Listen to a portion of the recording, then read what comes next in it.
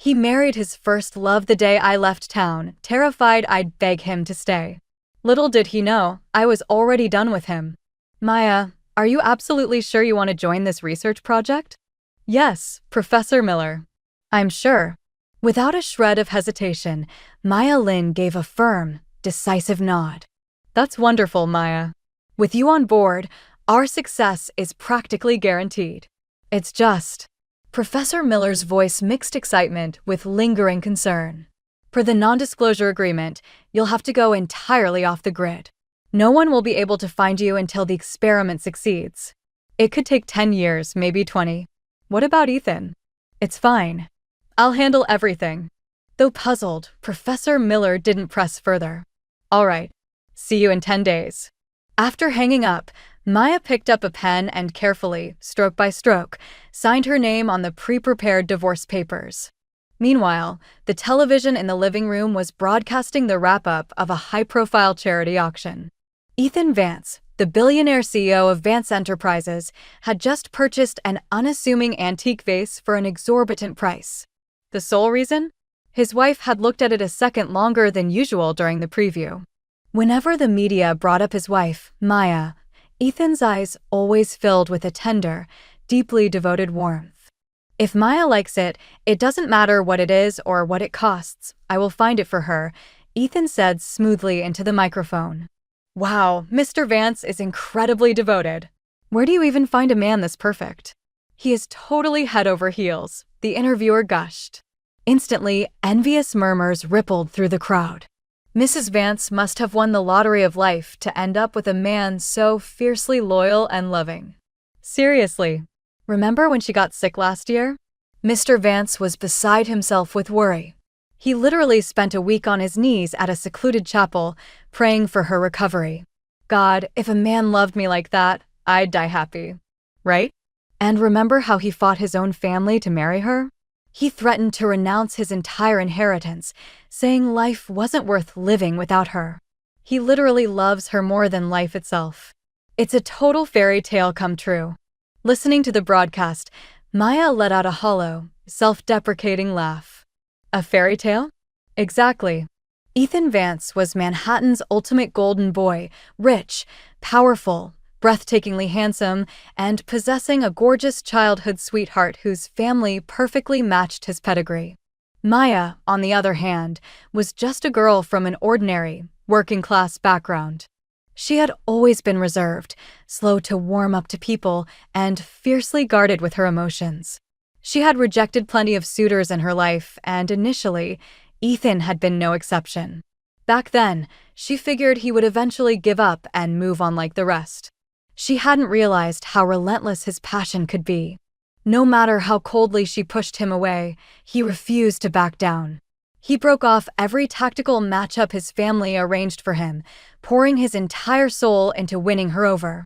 During the 3 years he pursued her, Ethan brought her gourmet breakfast every single morning, rain or shine. Once, to make sure she got her food hot, the billionaire heir actually rode his motorcycle through a torrential downpour to reach her office. When he showed up, he was soaked to the bone, limping from a wipeout, his knee bleeding and his face bruised. Yet, he had just smiled, handed her the warm breakfast, and gently told her to eat before it got cold. That was the exact moment her icy defenses began to crack. Still, she couldn't bring herself to believe that someone of his stature could truly love someone as ordinary as her. It wasn't until she made plans to leave the city to pursue her beloved research career that things reached a turning point. Somehow, Ethan found out. He stood outside her apartment building for 3 days and 3 nights in a freezing rainstorm, his eyes bloodshot. Unable to watch him ruin himself, she finally went downstairs to tell him to leave. Instead, he pulled her into a desperate, crushing embrace, weeping as he begged her not to go. Seeing his tears broke something inside her. She chose to stay for him. Everyone mocked her back then. They said she was blinded by romance, that a wealthy playboy like Ethan was just playing a game and would tire of her in no time. But to everyone's shock, Ethan proposed shortly after.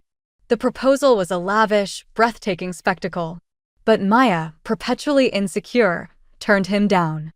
Yet, no matter how many times she said no, he never gave up.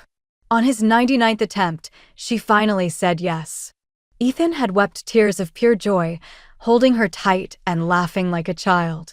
With bloodshot eyes, he swore, "Maya, I will cherish you for the rest of my life. You are the only one for me." Even the coldest heart would have melted under such fierce devotion. Maya, her own eyes misting over, had replied, "You can't lie to me. If you ever betray me, I will vanish from your world completely." Confident and resolute, Ethan had vowed, "I won't. If I ever betray you, may I spend the rest of my life in absolute agony." But despite the earth-shattering love he once claimed to possess, Ethan Vance had cheated. Part 2. 3 months ago, his childhood sweetheart, Fiona Cheen, returned from abroad. Within 2 weeks of her return, the two of them ended up in bed together. From there, it became a runaway train. Maya finally understood the bitter truth. Men never value what they already have. It's always the ones they can't have that live rent-free in their hearts. By day, Ethan doted on Fiona. By night, he came home to play the part of the deeply devoted husband. A man who used to look only at her had long since separated his body from his soul. There were no fairy tales in this world. The auction had ended in the morning, but Ethan didn't return until late that evening. The moment he walked through the door, he rushed to her side, pulling her into his arms and murmuring softly, "Maya, I'm so sorry I'm late. Things got crazy at the office this afternoon. Please don't be mad at me, okay?" Maya's eyes caught a glimpse of a faint, purplish hickey peeking out from underneath his collar. A sharp, physical stab of pain pierced her heart. He hadn't been handling business this afternoon. He had been tangled up in bed with Fiona. How did he manage to lie to her face so calmly every single time? Was he really that confident that she blindly trusted his love and would never suspect a thing? Sensing her silence, Ethan quickly pulled out the antique vase he had bought that morning to placate her. "My beautiful Maya, please don't be mad at your husband, okay? Today is your birthday. Whatever you want, just name it. It's yours." Maya let out a barely perceptible smile. "Then I want your heart. Your whole, undivided heart." Ethan froze for a fraction of a second before hugging her even tighter. "My heart has belonged to you for years.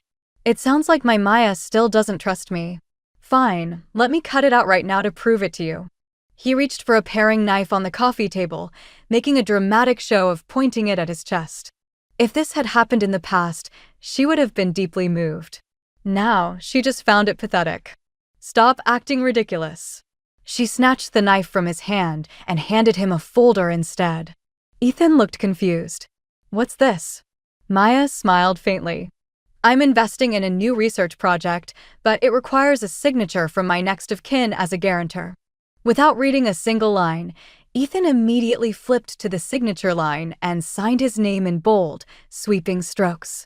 Whatever my Maya wants to do, her husband supports her 100%. Watching him sign, Maya's eyes welled with tears. If he had flipped just one page back, he would have seen the words "divorce agreement" printed in massive, undeniable letters. Ethan wrapped his arms around her from behind. "Maya, 10 days from now is our second wedding anniversary. How do you want to celebrate?" 10 days. Maya rolled up the signed divorce papers, keeping her back turned to him as a bitter smile crossed her face. "On that day, I'm going to give you a very special gift." "Really?" Ethan's eyes lit up with genuine excitement. "What kind of gift?" "I can't wait. You'll find out when the day comes." "Ethan, when that day comes and you realize you're already divorced, I wonder what your face will look like." Part 3. The next morning, Ethan woke up and, as always, gently pressed a kiss to Maya's forehead before heading down to the kitchen to make breakfast. He had done this every single day of their 2-year marriage, simply because Maya had once mentioned she liked his cooking. Maya stood quietly by the kitchen door, watching the billionaire tech mogul wearing an apron, meticulously busy at the stove. She truly couldn't comprehend how a man who was actively cheating on her could still display such seamless, tender devotion. Noticing her presence, Ethan turned around and beamed. "Go back to bed and get some more sleep, beautiful. I'll bring breakfast up to you when it's ready." Maya shook her head. "I can't sleep." "All right. I'll take you out today. We didn't get to celebrate your birthday properly yesterday, so your husband is going to make it up to you. Maya showed little interest and didn't bother responding. After breakfast, Ethan enthusiastically dragged her out of the house. Whenever they were out in public, he treated her like a priceless, fragile treasure. While shopping, he kept his hand firmly wrapped around hers, always guiding her to the inside of the sidewalk. He used to say, that way, if a car loses control and veers onto the curb, it hits me first. In crowded areas, he would shield her protectively in his arms, ensuring no stranger brushed against her. To make her smile, he even went so far as to rent a ridiculous clown costume, putting it on and dancing like a fool right in front of her. Watching this man exhaust himself trying to make her happy, Maya felt a nauseating mix of heartbreak and disgust. If your heart has already changed, why do you still go to such lengths to pretend you love me? By that afternoon, news of the prominent CEO of Vance Enterprises dressing up as a clown to entertain his wife spread rapidly across social media platforms. The comment sections were flooded with praise for their eternal romance and envy over Maya's luck. Not a single person mocked Ethan. With a hollow smile, Maya closed the news app and opened her personal feed. Fiona had just posted an update 5 minutes ago. My kind of love doesn't play second fiddle to anyone. Attached was a photo of an exquisite diamond necklace alongside a screenshot of a chat log. The screenshot showed a conversation between Fiona and a user named @OnlyForFiona. Maya knew exactly who that was. It was Ethan's private account. Fiona, I just saw the news. The great Ethan Vance dressed up like a total clown just to make his little wife smile. Tell me the truth, do you love me more, or do you love her? @OnlyForFiona, I love you more, obviously. Hands down. Looking at the post, Maya felt a searing pain behind her eyes. Fiona had posted that exactly 5 minutes ago. And what had Ethan been doing 5 minutes ago? Maya slowly raised her eyes. A short distance away, Ethan was standing in a long line, waiting to buy her favorite boba tea. His eyes were glued to his phone, a soft, lingering smile playing on his lips. It wasn't hard to guess who he was texting. Maya closed her eyes in profound sorrow, her heart aching violently. This man had once been consumed by her. He had spent years pursuing her, exhausting every ounce of his wit and effort. Who would have thought that one day, while standing right next to her, his mind would be entirely occupied by another woman? Maya. Ethan returned with the boba tea. Seeing her red, watery eyes, he instantly panicked. What's wrong, Maya? Are you feeling sick? The worry and panic on his face were entirely real. But his betrayal was just as real. Maya forced a faint smile. I'm fine. Just got some dust in my eye. Let me blow it out for you. Ethan quickly handed her the drink, cupped her face in his hands, and carefully blew into her eyes. It was exactly like the time she had tripped and scraped her knee during their courtship. He had nearly cried from anxiety, kneeling before her and gently blowing on the wound, terrified she was in pain. Everything was exactly the same as it was back then, except for his heart. Maya gently pushed his hands away and turned her face down. I'm tired. I want to go home. Okay, let's get you back to rest. Didn't you say you wanted sweet and sour ribs? I'll make them the second we get home. Ethan threw an arm around her shoulder affectionately. Today, your husband is entirely yours. I'm staying home to keep you company, okay? Maya gave a dull nod, remaining silent. On the ride back, Ethan talked continuously, sharing amusing anecdotes to lift her spirits. Maya stared blankly out the window at the withered, falling autumn leaves. Her inner landscape felt just as barren. The moment they stepped through the front door, his phone buzzed. He didn't answer it immediately. Instead, his eyes instinctively darted to Maya. Seeing her walking upstairs with an expressionless face, he finally answered it. Maya's lips curved into a bitter, silent mock. Her eyes were burning. The moment the phone had lit up, she had caught the caller ID. It was Fiona. She didn't know what Fiona said to him, but when Ethan finally came upstairs, his eyes held a restless, barely concealed excitement. Maya sat by the window, offering him a soft, quiet smile. You look happy. Did something good happen? Ethan hesitated for a beat, then walked over to wrap his arms around her from behind. Burying his face into the crook of her neck, his voice was as tender as ever. My only good fortune was marrying you.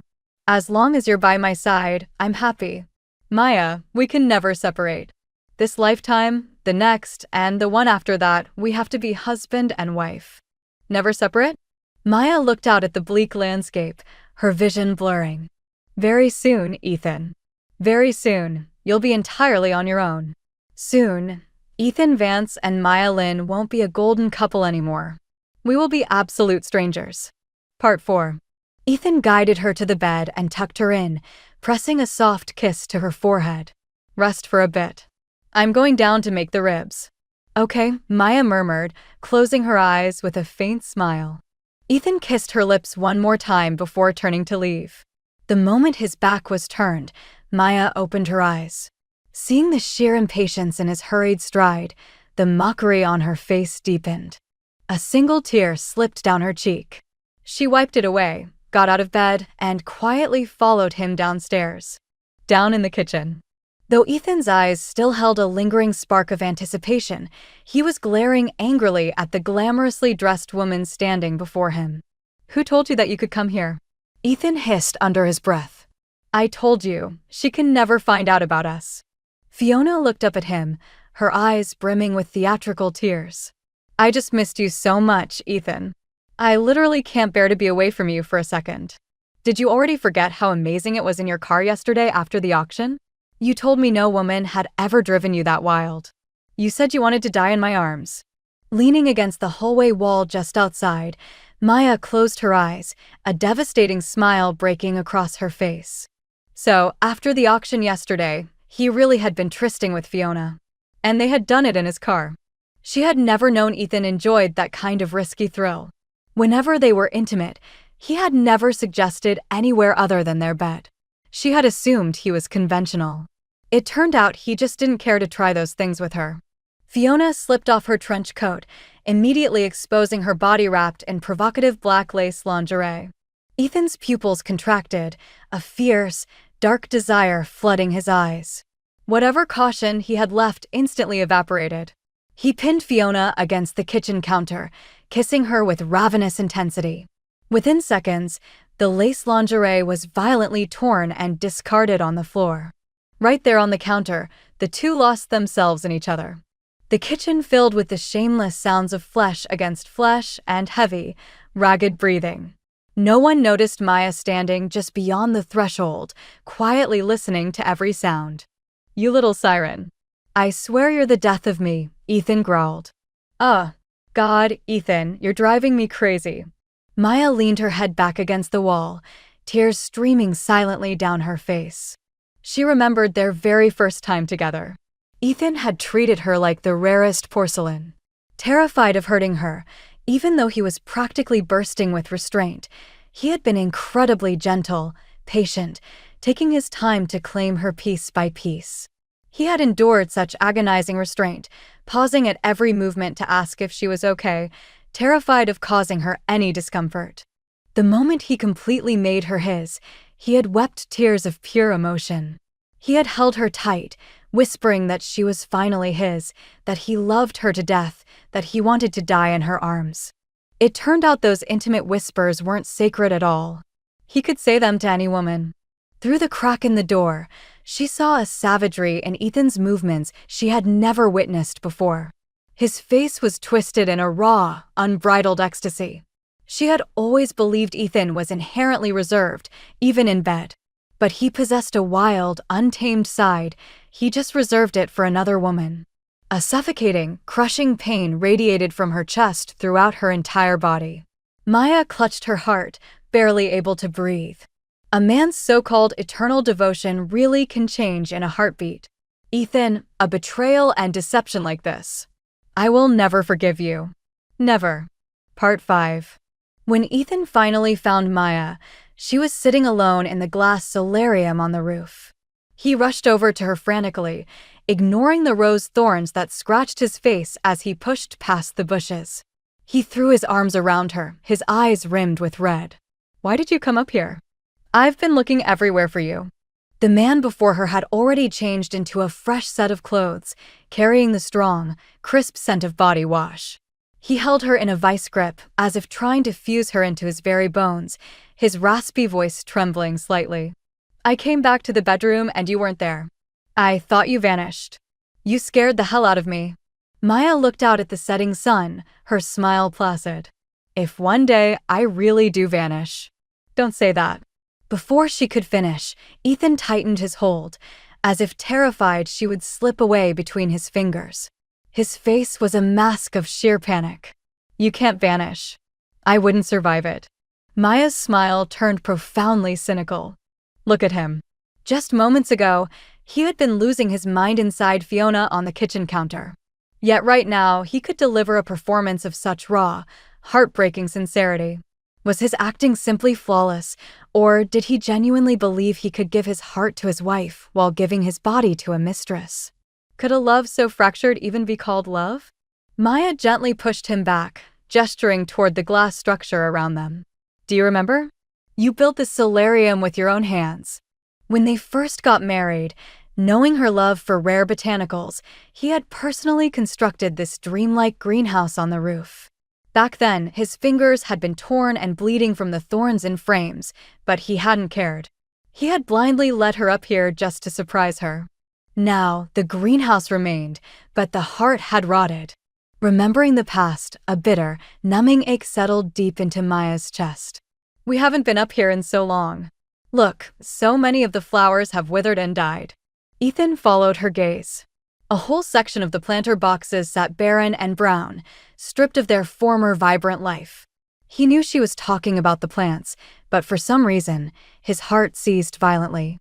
His eyes dropped to the woman in his arms. Maya looked noticeably thinner over the past few days, her usual quiet spark completely dimmed.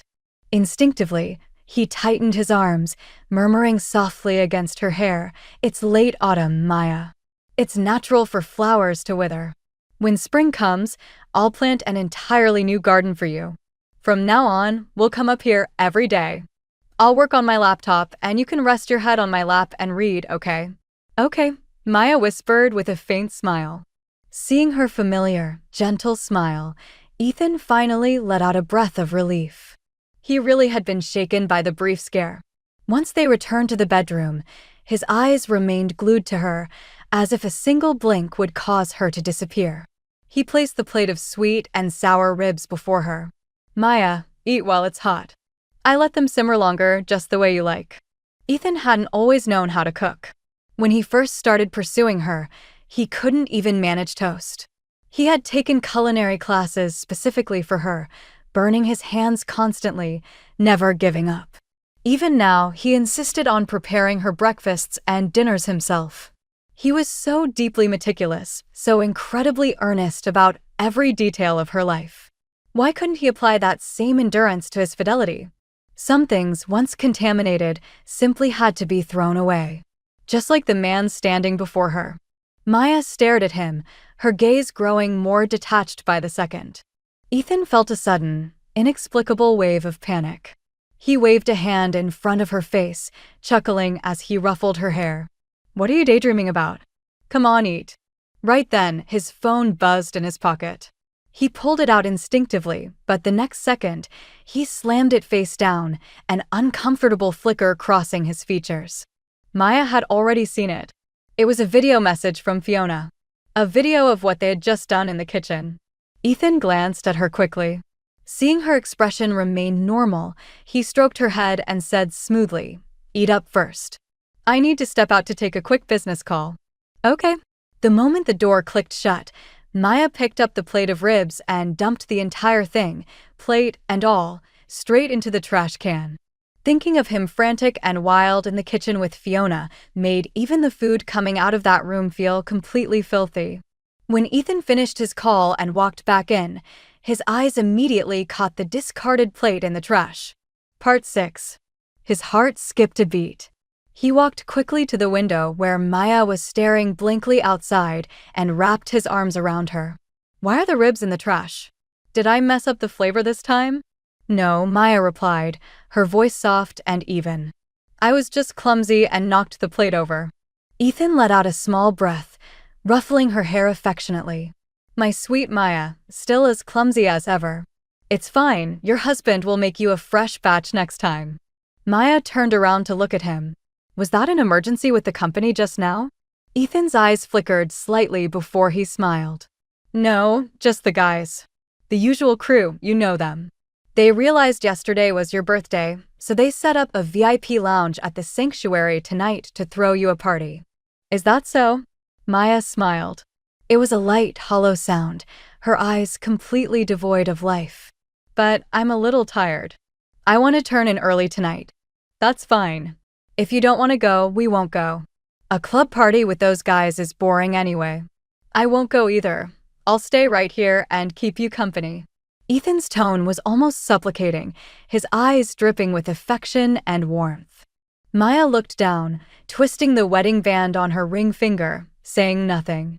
That night, Ethan lay beside her, gently patting her back to lull her to sleep. But starting from 8 o'clock, his phone began ringing continuously. Ethan ignored every single call, focusing entirely on her. Yet, the persistent buzzing made it impossible for Maya to sleep. When the phone lit up for the 5th time, Maya murmured softly, "Just answer it." "It's fine." Only then did Ethan pick it up. His tone was immediately sharp and dismissive. "I told you, I'm not coming. I'm staying home with Maya tonight. You guys have fun." The person on the other end said something else. Ethan cut them off harshly. "I said no. Stop calling me." He slammed the phone down and turned to pull her into his chest. "Go to sleep, Maya. I'm not going anywhere tonight. I'm staying right here by your side." Maya offered a faint smile but kept her silence. A few minutes later, Maya's own phone began to ring. It was one of Ethan's closest friends. Ethan frowned, visibly annoyed, and snatched her phone to reject the call. Maya looked at him and said calmly, "Just go. You don't have to stay on my account." "No way. If you're not going, I'm not going. I said I'm staying with you." As the group of friends began a coordinated onslaught, alternating calls between both of their phones, Maya slowly closed her eyes. "Let's just go for a little bit then." "Really? You're willing to go?" Maya gave a small nod. Ethan's face visibly brightened, and he immediately bounded out of bed to fetch her coat. Watching his excited departure, Maya let out a silent, mocking laugh. How could she not see it? He had wanted to go from the very beginning. If he truly wanted to stay, he could have put the phones on silent or turned them off entirely. But he hadn't. The weather had turned crisp. Fearing she would catch a cold, Ethan wrapped her tightly in a heavy wool coat, adjusting her scarf and beanie before leading her out by the hand. When they arrived at the exclusive VIP lounge at the sanctuary and pushed the door open, a thick, suffocating cloud of cigar smoke hit them instantly. Ethan's face darkened instantly. He immediately pulled Maya behind his back and roared into the room, "Who the fuck is smoking in here? Get the hell out." The crowd inside took one look at Maya behind him, understood immediately, and rushed to stub out their cigars. Some cleared the ashtrays while others turned up the ventilation system. The room descended into a flurry of frantic cleaning. Only when the air cleared did Ethan lead Maya inside. The moment Maya stepped into the room, her eyes locked onto Fiona, who was dressed in a scandalous, form-fitting dress. Part 7. Fiona offered a sweet, catty smile. "Hey, Maya. Happy birthday." Maya nodded in acknowledgement before turning her gaze to Ethan. Ethan didn't give Fiona so much as a passing glance. He meticulously wiped down a leather sofa that was already spotless before carefully helping Maya sit down.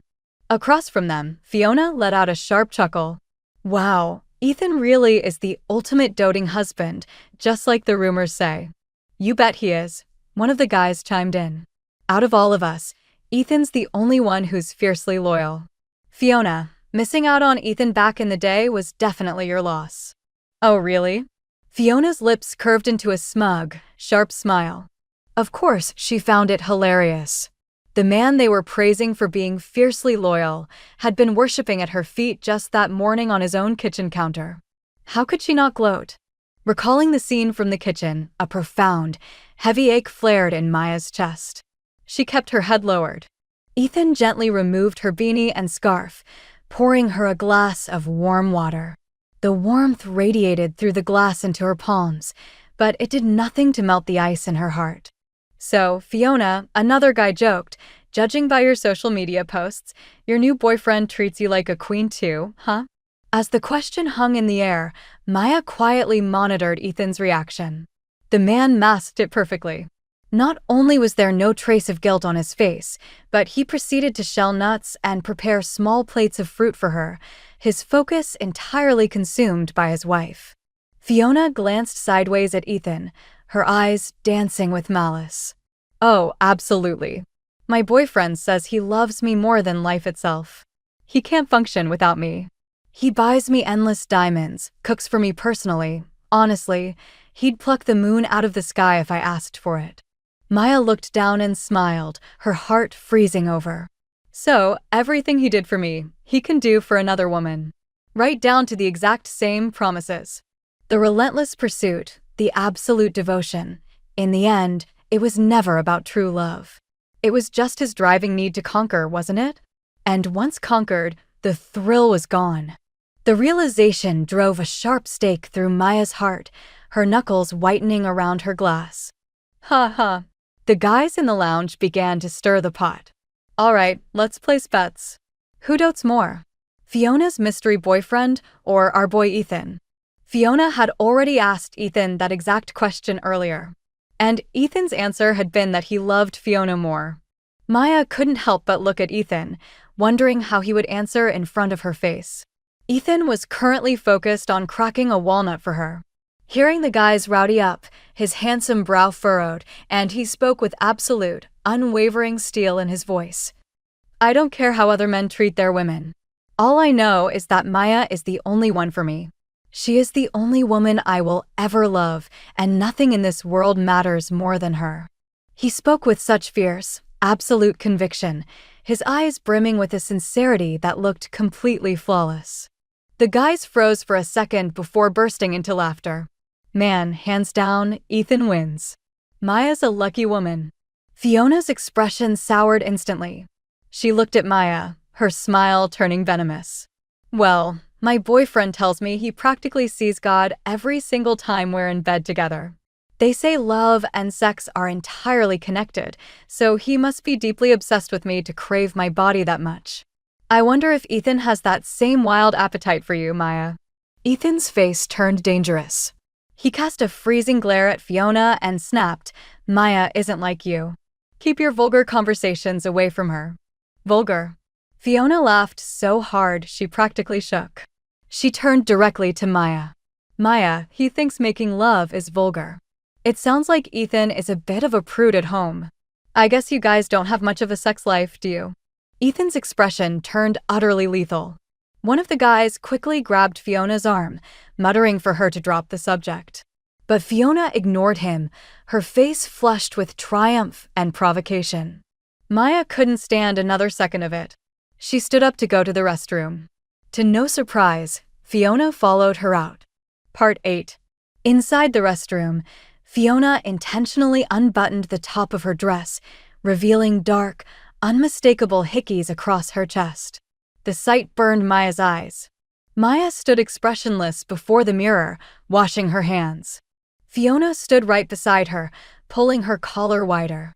"Ugh, my boyfriend is like a starving animal every single time. So wild, so rough. I told him not to leave marks where people can see, but he just wouldn't listen. He said he wanted to stamp his territory on me." Maya listened quietly, completely unresponsive. Fiona shot her a sidelong glance, prodding further. "Maya, Ethan looks so proper and straight-laced. I bet he's never driven you crazy like that, huh? Man, I wonder what kind of woman it takes to actually make a man like him lose his mind and lose control completely." Maya finished washing her hands, pulled a paper towel, and dried them with methodical precision. Her voice carried no emotion whatsoever. "If you're that curious, you can ask him yourself later." Fiona blinked, caught off guard for a second, before letting out a triumphant laugh. "Oh, believe me, I will ask him myself." She paused, smoothing down her dress. "We should all have dinner sometime, you, me, Ethan, and my boyfriend. Let's see which man is truly the better provider, shall we? Sure, Maya replied flatly. Fiona let out a smug scoff and sauntered out of the restroom, swaying her hips. Left alone, Maya looked into the mirror. The rims of her eyes turned crimson as a thin film of tears threatened to spill over. She bent over, splashed cold water onto her face, and only then walked back to the lounge. The moment she entered, Ethan took her hand and pulled her toward a massive, elaborate 10-tier birthday cake. He looked at her, his eyes full of absolute adoration. Maya, let's make up for yesterday. Blow out the candles and make a wish. In the past, Ethan had always celebrated her birthdays in private. Every single year, her wish had been the same. I wish to grow old with Ethan, to never separate. This time, her silent wish was different. I wish to never have anything to do with Ethan Vance again, for the rest of my existence. After she blew them out, Ethan eagerly asked, Maya, what did you wish for? Before Maya could answer, the guys around them laughed. What else? To love you forever, obviously. Ha ha. Hearing their laughs, a look of pure happiness settled onto Ethan's face. Maya's heart filled with a devastating, desolate irony. Ethan urged her to cut the cake, but before Maya could take the knife, Fiona stepped forward and blew out the remaining decorative sparklers on the cake. Ethan's face went dead cold. What the hell are you doing? It's not your birthday. Fiona swayed her hips, laughing airily. Why so aggressive? She looked like she didn't have the energy, so I was just helping her out. She doesn't need your help. Ethan was genuinely furious now, his voice dripping with venom. If you're going to keep targeting Maya, get the fuck out of my sight. You. Fiona's eyes filled with tears, her expression twisting into deep grievance. Fine. See if I ever speak to you again. She stormed off to a dark corner of the lounge. Maya noticed Ethan's feet twitch slightly, as if his instinct was to go after her and comfort her. But realizing Maya was watching, he forced himself to stay, turning back to Maya with a doting smile to cut the cake. Yet, his eyes kept darting toward Fiona's corner. His mind was entirely elsewhere. Maya slowly closed her eyes. After a long silence, she said, I'm tired. I want to go home. I'll take you back, Ethan said immediately. Maya shook her head. It's rare for you to get together with the guys. Stay and have a few drinks. Yeah, come on, Ethan. Look how understanding Maya is. You hit the jackpot marrying her. Exactly. Since she gave you the green light, stay. Don't waste her kindness. Ethan let out a reluctant sigh, turning to Maya. Then, let me call an Uber for you? Okay, Maya nodded. He walked her down to the street with an expression of deep reluctance. Only after seeing her safely inside the car did he turn back toward the club. As soon as the car rounded the corner, Maya told the driver to pull over. Part 9. Suddenly, she wanted to know. She wanted to see how he would answer his friend's questions when she wasn't in the room. The door to the VIP lounge was left slightly ajar. Through the narrow crack, Maya saw Fiona draped completely across Ethan's lap. What was worse, the entire room of his closest friends acted as if this was completely ordinary. Maya clutched her mouth, a violent chill racing up her spine. So, every single one of them knew. They all knew Ethan and Fiona were sleeping together, and she was the only fool kept in the dark. And yet, just moments ago, those same people had been praising Ethan's fierce loyalty right to her face. Huh, how hysterical. I'm never talking to you again. You were so mean to me earlier, Fiona whined, pouting in Ethan's arms. Ethan wrapped his arms tightly around her waist, coaxing her softly. All right. My mistake. I apologize. Then tell me the truth. Who do you actually love? You little siren. Obviously. Ethan cupped the back of Fiona's head and slammed his lips onto hers in a fierce, ravenous kiss. The guys around them cheered and whistled. Whoa, get a room, you two. We're still here.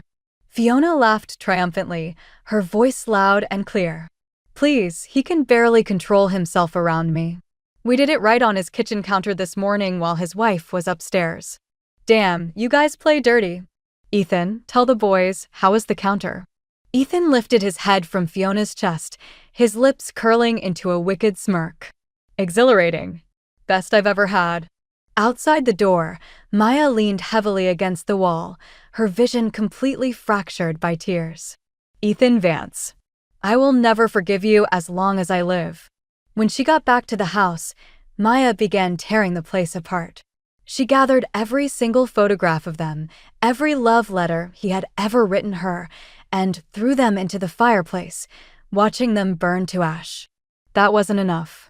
She took every piece of diamond jewelry, every designer bag, and every luxury gift he had ever bought her, packed them into trunks, and scheduled a high-end consignment service to pick them up for liquidation. By the time she finished, it was the dead of night. She sat alone in the hollow, empty house, her eyes burning.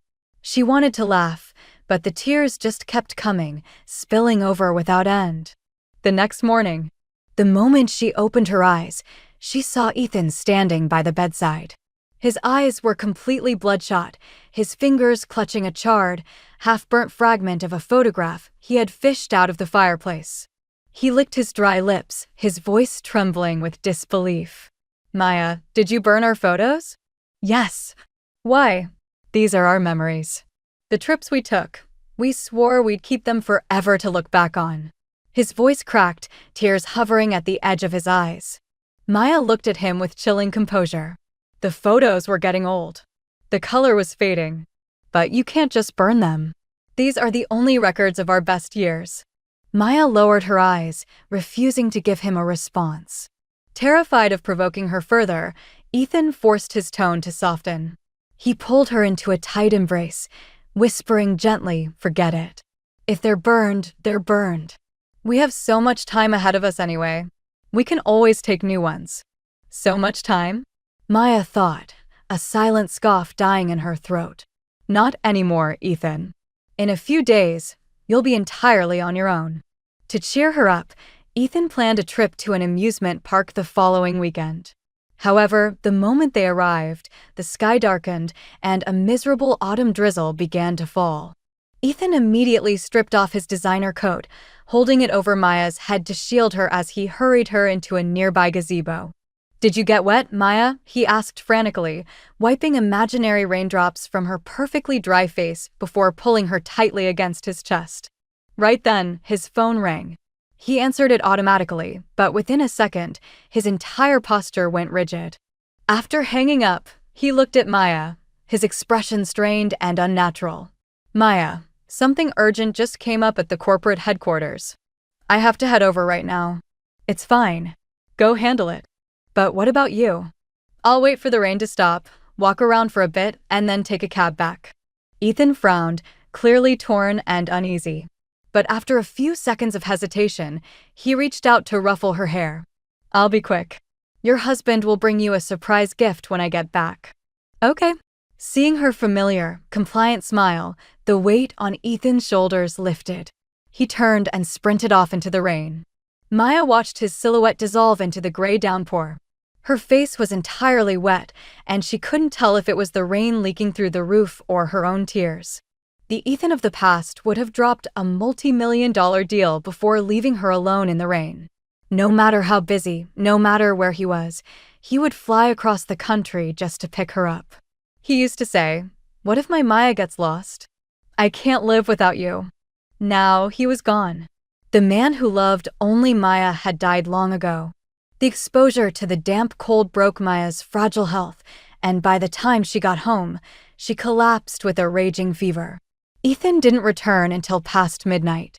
Finding her drifting in and out of consciousness, completely unresponsive to his voice, he lost his mind with panic, lifting her into his arms and speeding to the hospital. When Maya woke up, the sun was already rising. The hospital room was deathly quiet, so quiet that she could hear Ethan's hushed voice whispering on the phone from inside the bathroom. Part 10. Ethan was keeping his voice down to a harsh whisper. "I said I'm not coming. I'm staying with Maya today. Stop throwing a tantrum. Don't do anything reckless. You little demon. Fine, I swear I can't handle you. I'll head over later."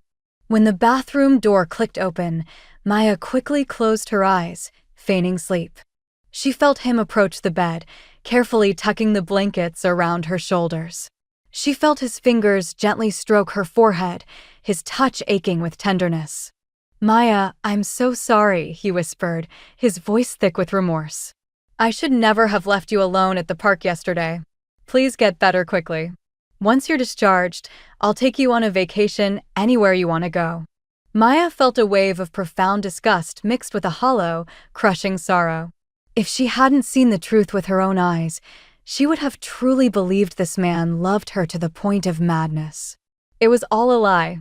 A flawless, sickening performance. "Maya? You're awake."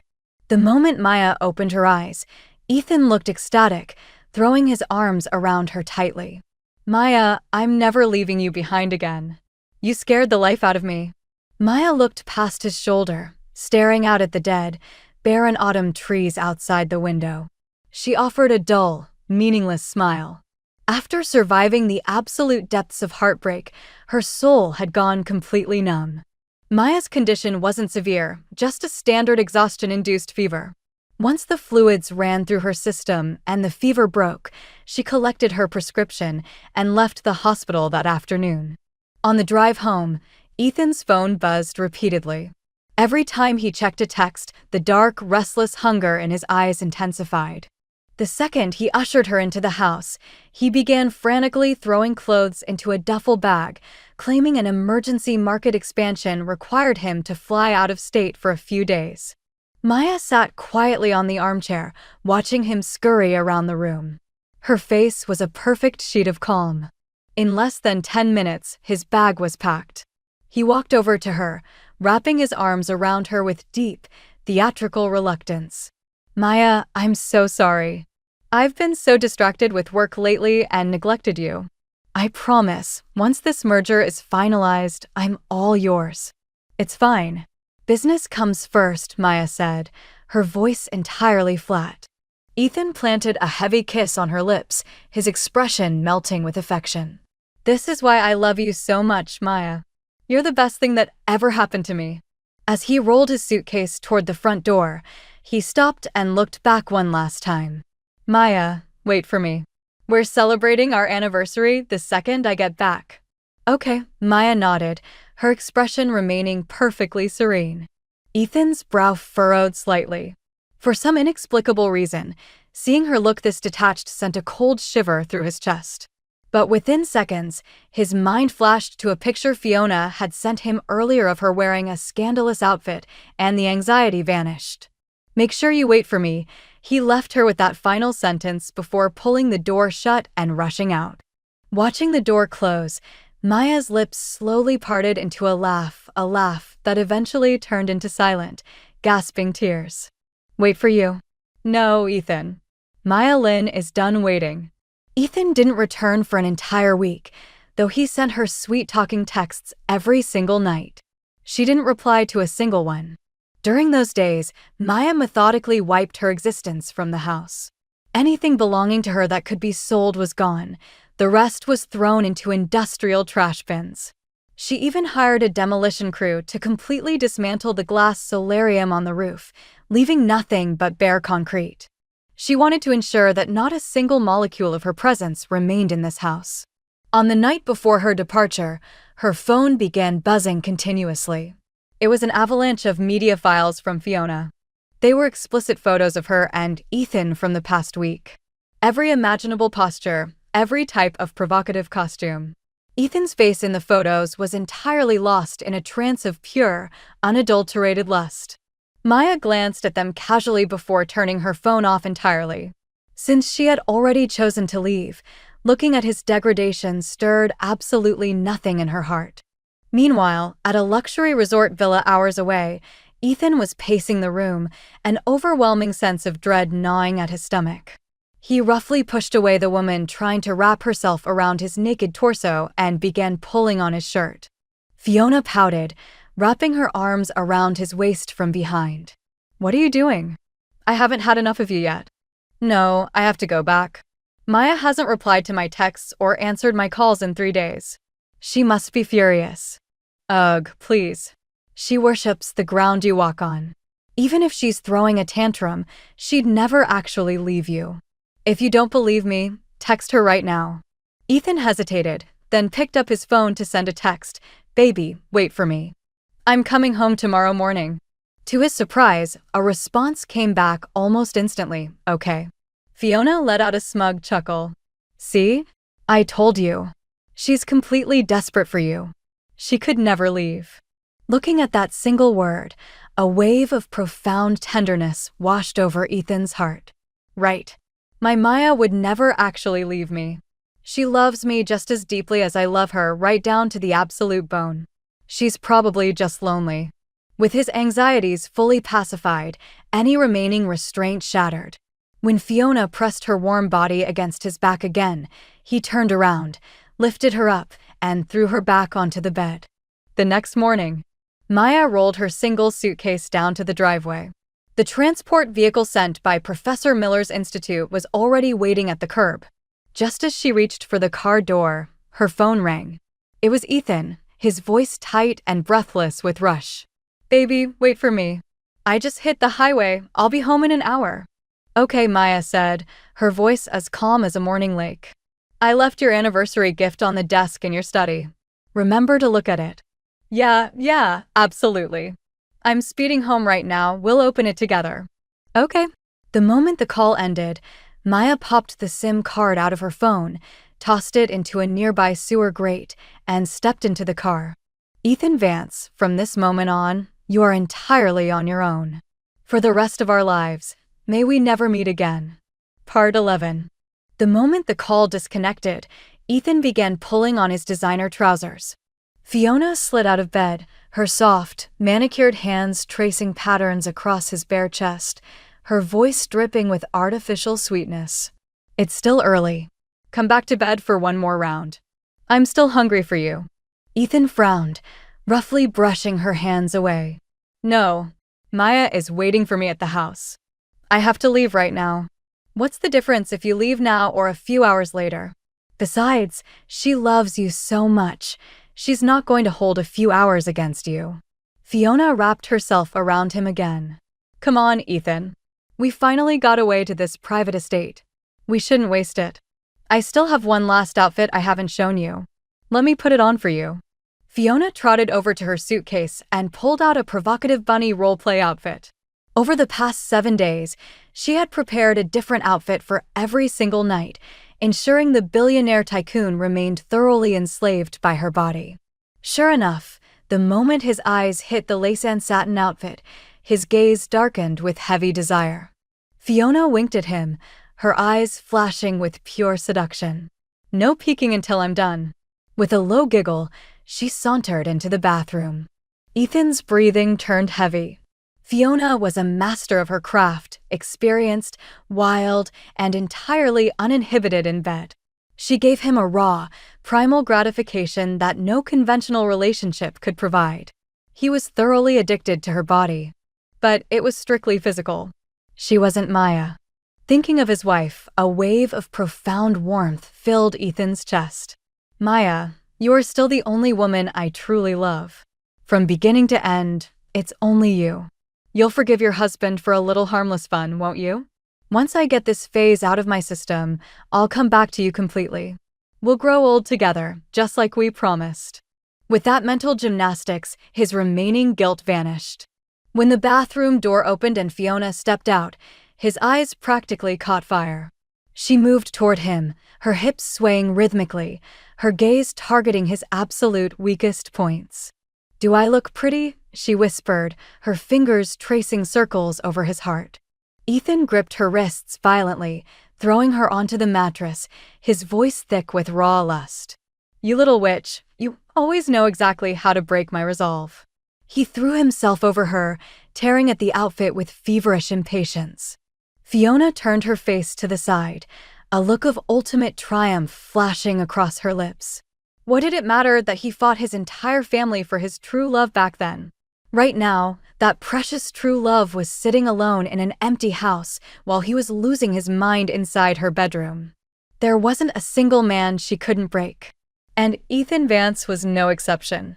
Because of the extreme level of security required, the federal research facility was located deep within a barren, classified sector of the Nevada desert.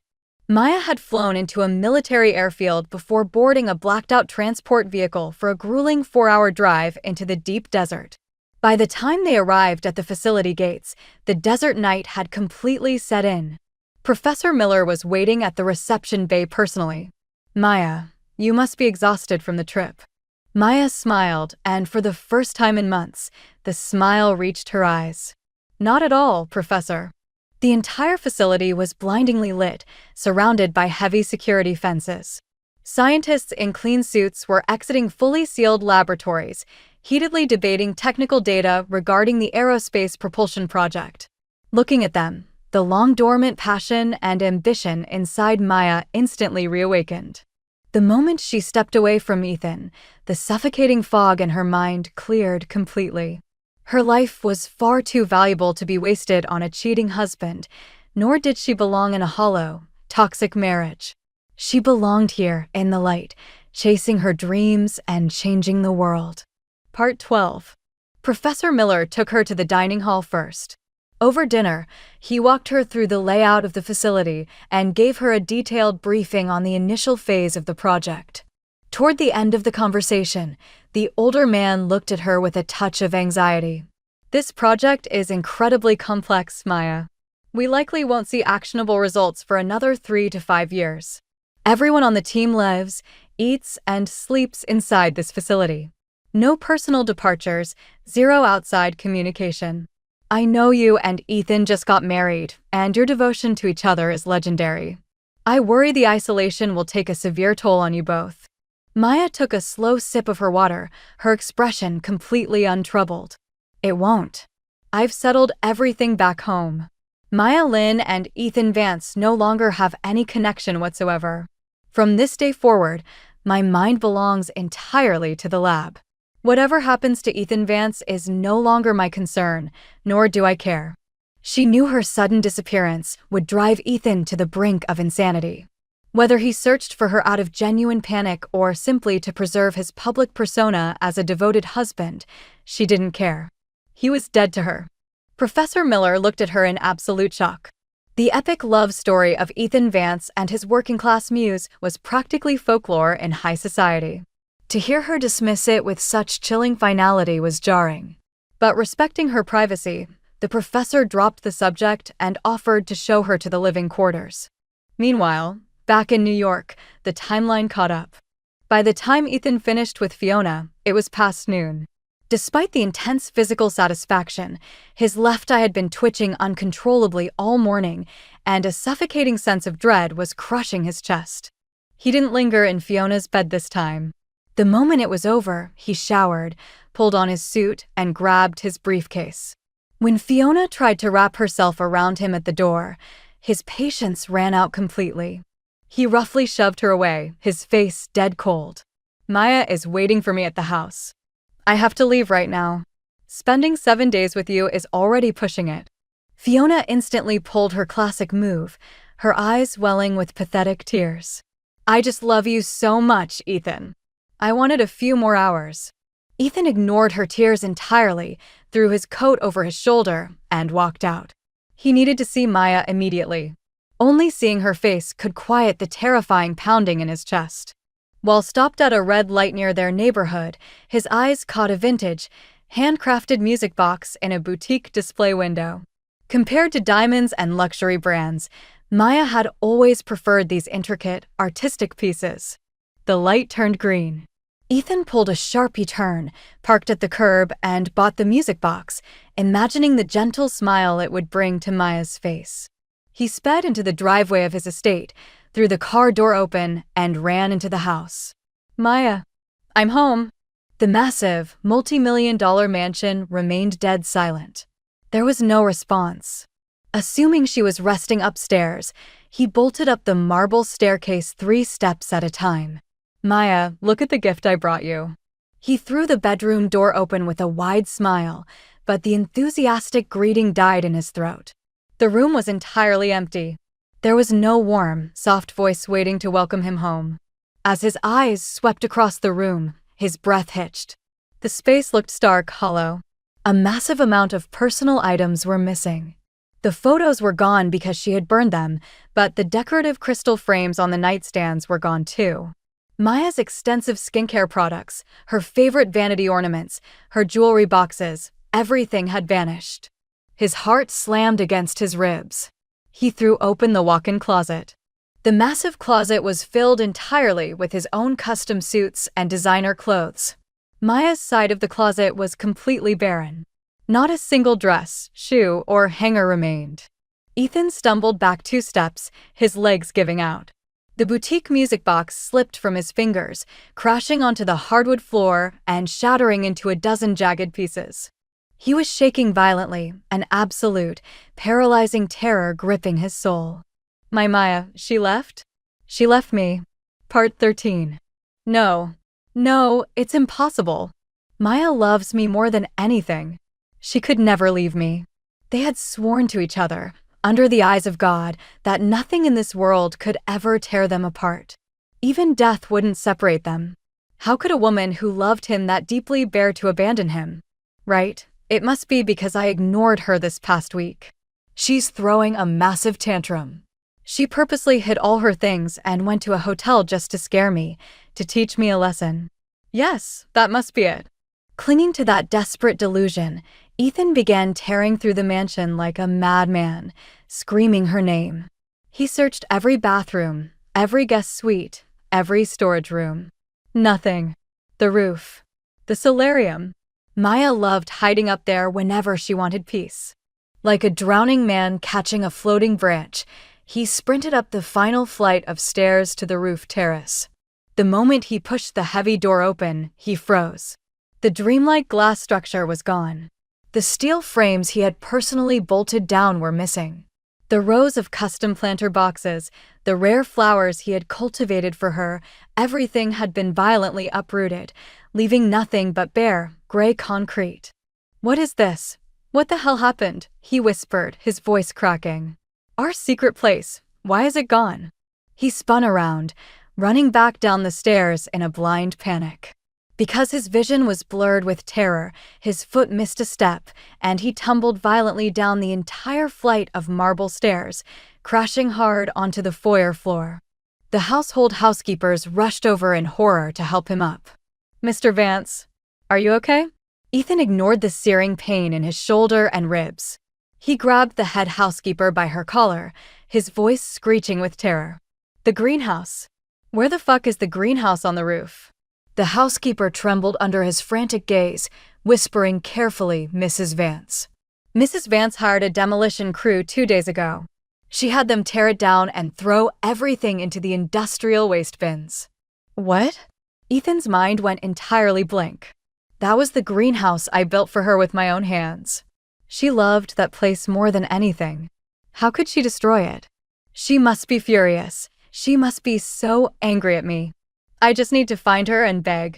I just need to coax her, and she'll come back to her senses. Where is she? Where is your mistress? He roared.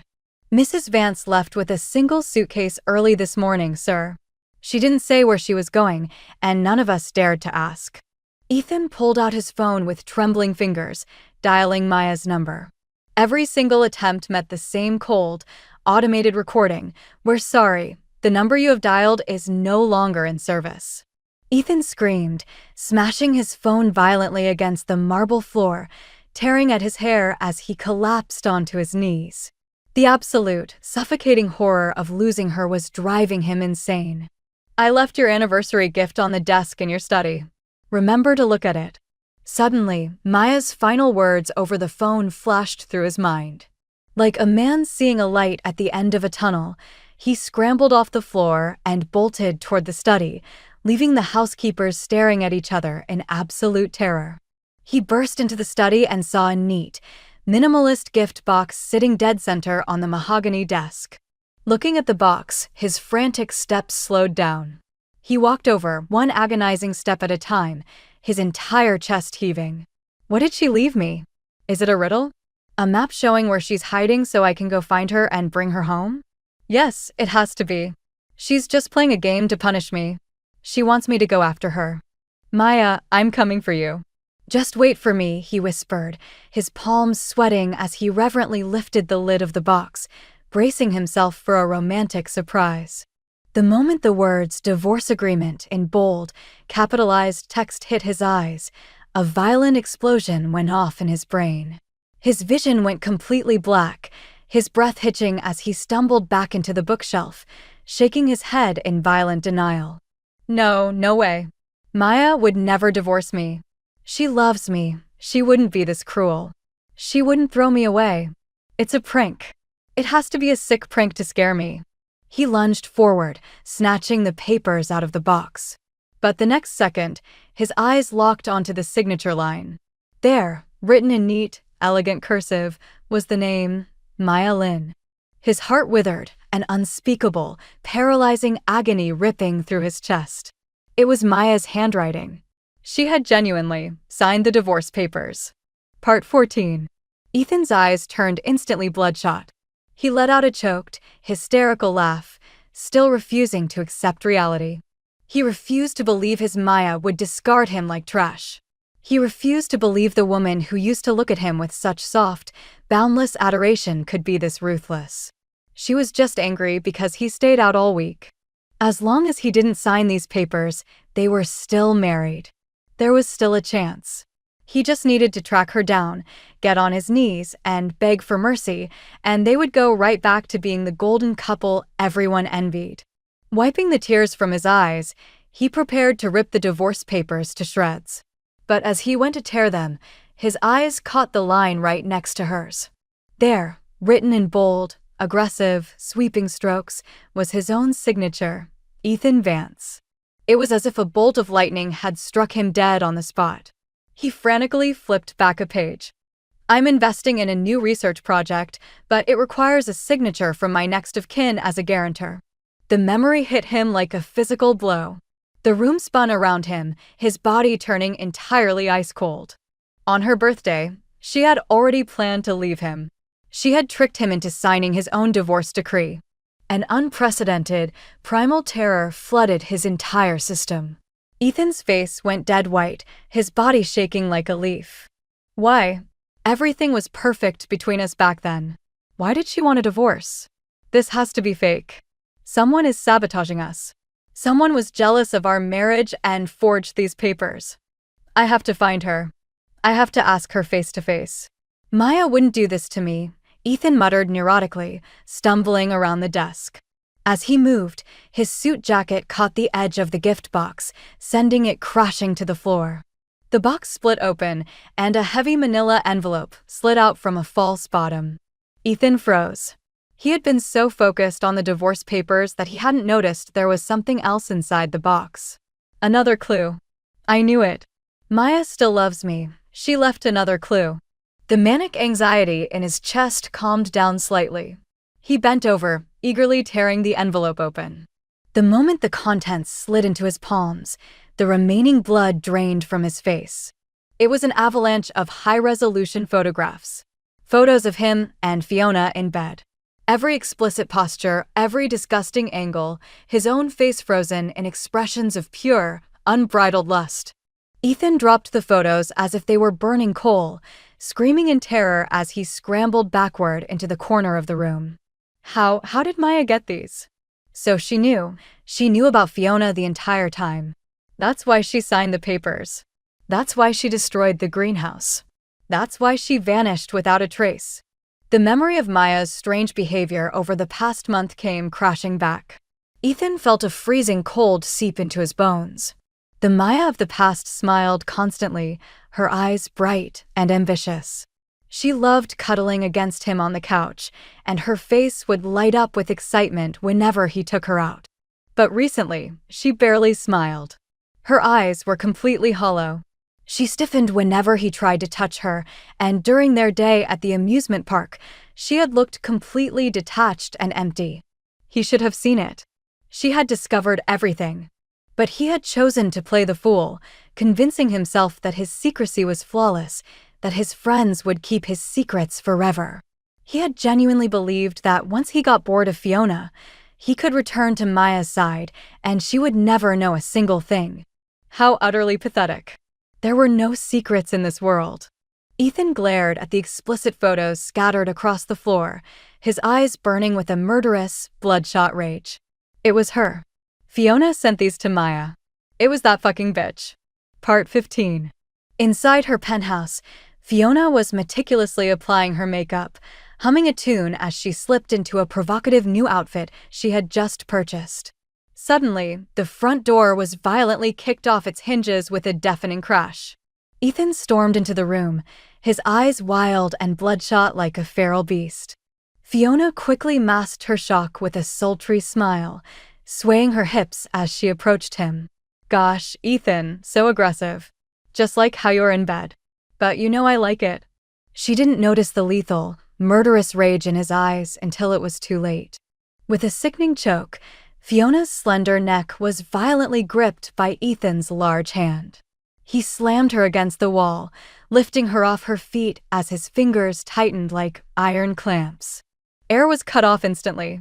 Fiona's face turned a dangerous shade of purple, her hands clawing frantically at his iron wrists as the absolute terror of impending death gripped her soul.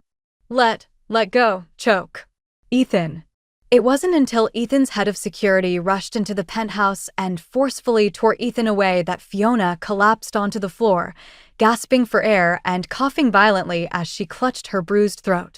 The assistant quickly stepped forward, reporting in a low, tense voice, "Mr. Vance, we checked." Mrs. Vance never went to her parents' house, nor has she contacted any of her friends. Her family and friends genuinely have no idea where she is. Furthermore, our men have staked out every location she used to frequent. There is absolutely no trace of her. Keep looking. Ethan's voice was incredibly low, vibrating with a terrifying, quiet malice that made Fiona shudder on the floor. Ethan lunged forward, grabbing Fiona by her hair and pulling her face up, his voice dripping with venom. You went to Maya, didn't you?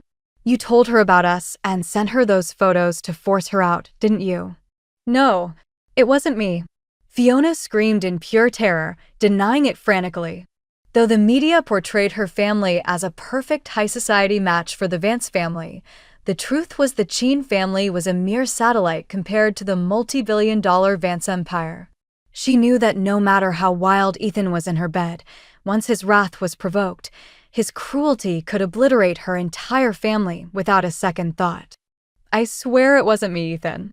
Fiona wept, her makeup smearing across her face. You told me she could never find out, so I kept my mouth shut. Even that night at the club when she insulted me, I didn't say a word. Someone is framing me.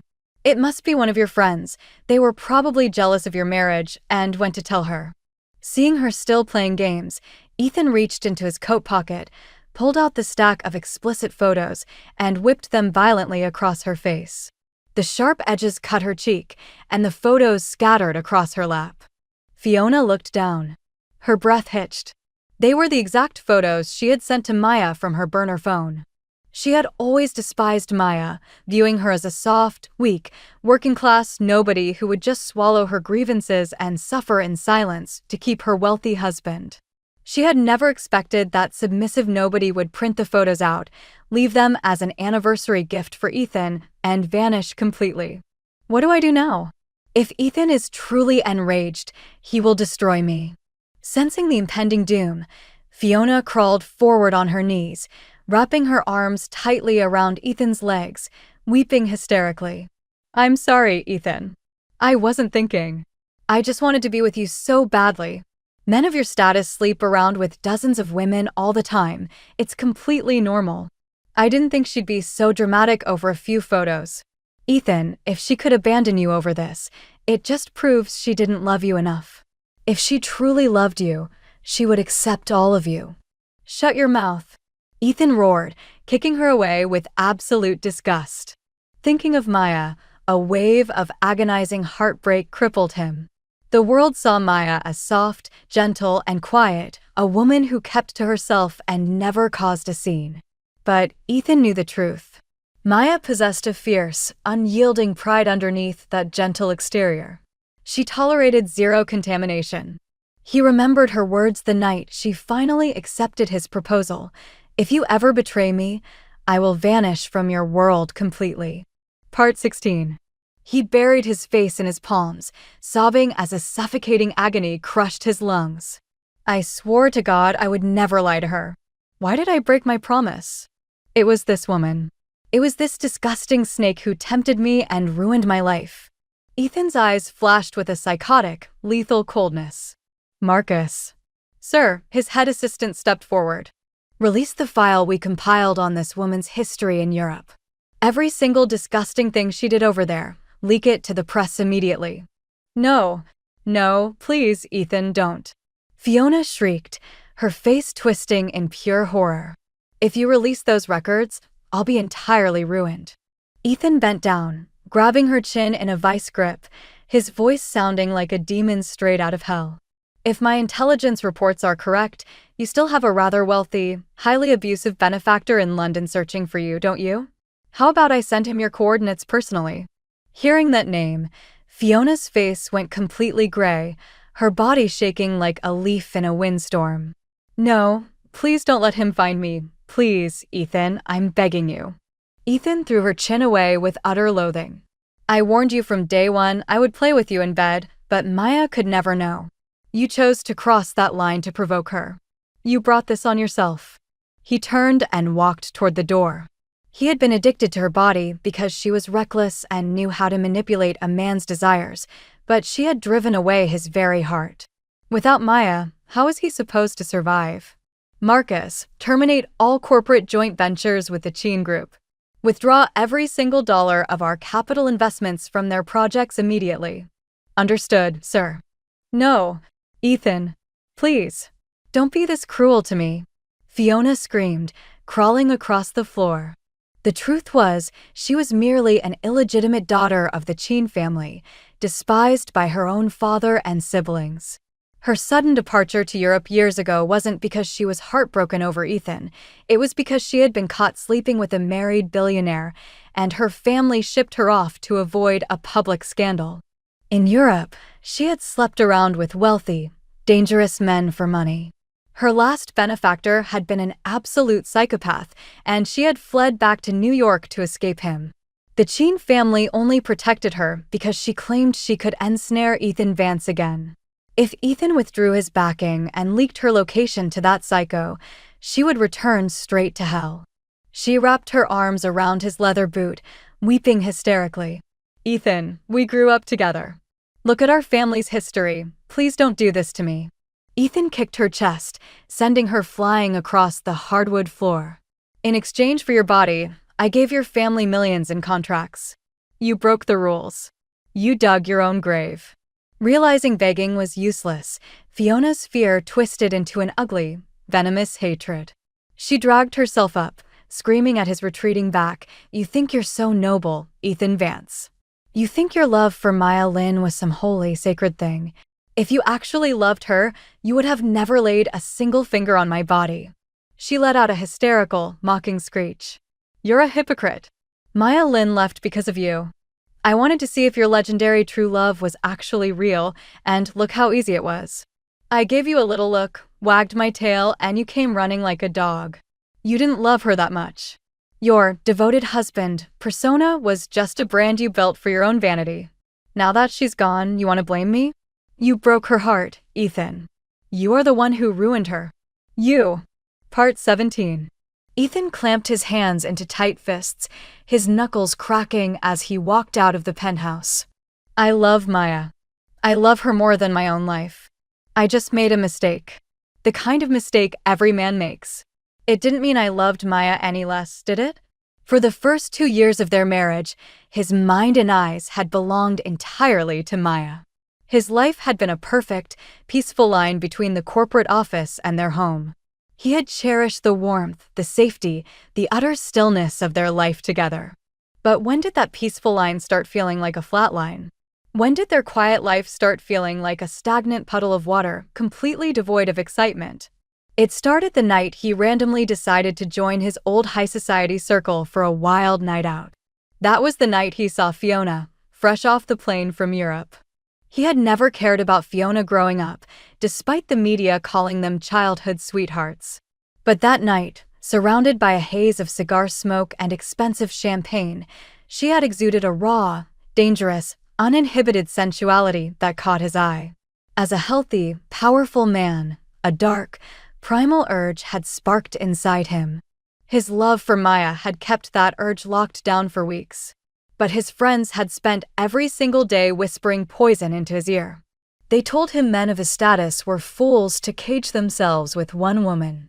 They said spending his prime years catering to a quiet, conventional wife who didn't understand high society was a waste of his life. They told him Fiona was an experienced, wild ride who knew exactly how to worship a man in bed. They said having a woman like that at his beck and call was a badge of honor. Under their relentless prodding, his ego and buried desires began to balloon. Then came the night he drank too much and Fiona guided him out to his car.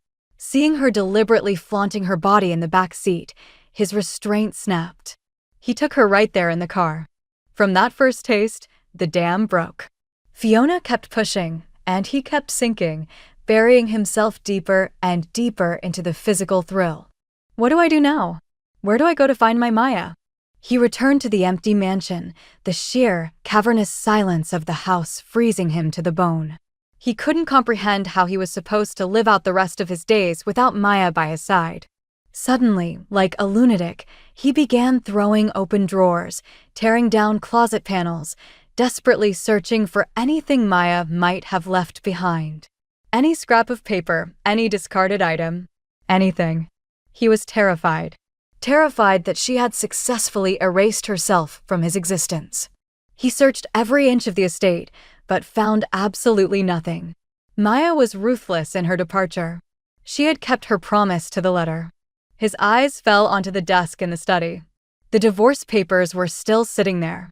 He reached out to rip them to shreds, but his fingers froze when his eyes hit her signature. That ink was pressed by Maya's own hand. It was the absolute last remaining trace of her presence in this entire house. He couldn't destroy it. If he ripped it, there would be nothing left to prove she had ever been part of his life. The crushing, hollow agony was driving him to the brink of a psychological break. The next morning, his security team finally brought a lead. They discovered she had boarded a commercial flight to Denver weeks ago. But beyond her landing at Denver International Airport, her trail went completely cold. The federal government had flagged her records, blocking any further tracking. Ethan didn't hesitate for a single second. He booked the earliest private flight to Denver. Part 18. Since her trail went cold in Denver, she had to be hiding somewhere in the city. He would tear the city apart to bring his wife home. He couldn't afford to waste another second. Simultaneously, back in New York, Fiona carried out her final act of revenge. Knowing Ethan was going to ruin her and her family, she leaked every single explicit photo and video of them onto the internet. If she was going to hell, she was taking Ethan Vance with her. The moment the media files dropped, Ethan's carefully cultivated image as the ultimate devoted husband collapsed into dust. The internet exploded with vitriol. Vance Enterprises stock plummeted by 30% within 48 hours, and several massive international corporate partners pulled out of their contracts. Sensing blood in the water, rival conglomerates teamed up with the ruined Sheen family to aggressively short Vance Enterprises stock, triggering a massive corporate crisis. Ethan's grandfather, the patriarch of the Vance family, was hospitalized with rage. He fired off dozens of calls to Ethan, demanding he return to New York to handle the fallout. But Ethan ignored every single call from his family and his board of directors, abandoning his empire with a reckless, borderline psychotic disregard. Back in Denver, Ethan was wandering the streets like a ghost. He had no idea where to start looking. Just as his assistants had warned, the moment Maya landed, she seemed to have dissolved into thin air. No matter how many private investigators he hired, they couldn't find a single footprint. It was like trying to find a specific grain of sand in a vast desert. Ethan was drowning in pure, unadulterated despair. Every single day, he walked the city from sunrise to sunset. He searched crowded shopping malls, high-end financial districts, quiet suburban neighborhoods, local parks, anywhere. He prayed for a miracle, praying that he would turn a corner and see her face. But reality was merciless.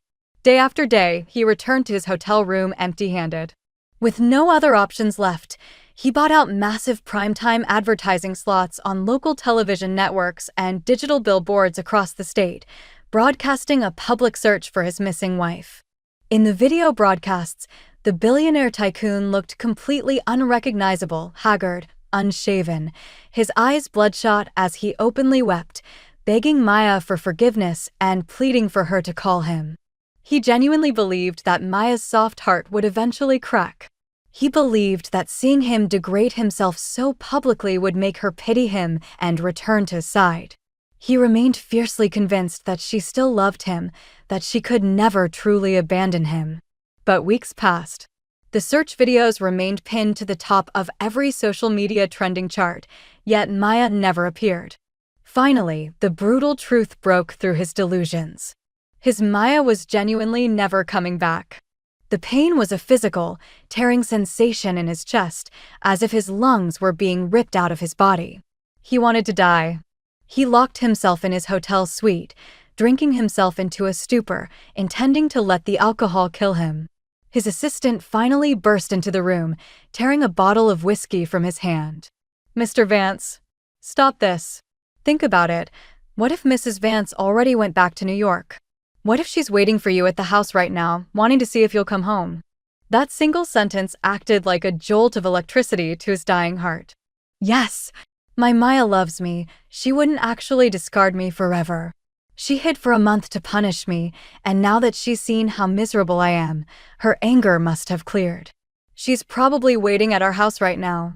Clinging to that final shred of hope, Ethan booked a flight and flew back to New York through the night. When he sprinted through the front doors of his mansion, the woman waiting for him wasn't Maya. It was his grandfather, Lord Vance, leaning heavily on his gold-headed cane. The moment the old man saw Ethan's disheveled state, his eyes flared with fury. He raised his heavy cane and struck Ethan violently across the back of his knees. With a sharp crack, Ethan collapsed onto his knees on the marble floor. He tried to scramble back up, but the old man pressed the tip of the cane firmly against his shoulder, pinning him down. "You utterly pathetic disgrace. You actually dared to show your face back here." Ethan looked completely unhinged, shaking his grandfather's grip off and screaming toward the upper levels, "Maya, you're home, right? Maya, please come down and see me. I'm sorry. I was wrong. I'm begging you, please just look at me." Part 19. Looking at his grandson groveling like a lunatic, Lord Vance shook his head, his eyes heavy with profound disappointment. Ethan crawled forward, grabbing the hem of the old man's trousers, weeping like a broken child. "Grandfather, Maya came back, didn't she? Please let me go upstairs to see her. Once I see her, you can punish me however you want. Grandfather, please, before it's too late." The old man let out a long, heavy sigh, looking down at the broken heir of his empire.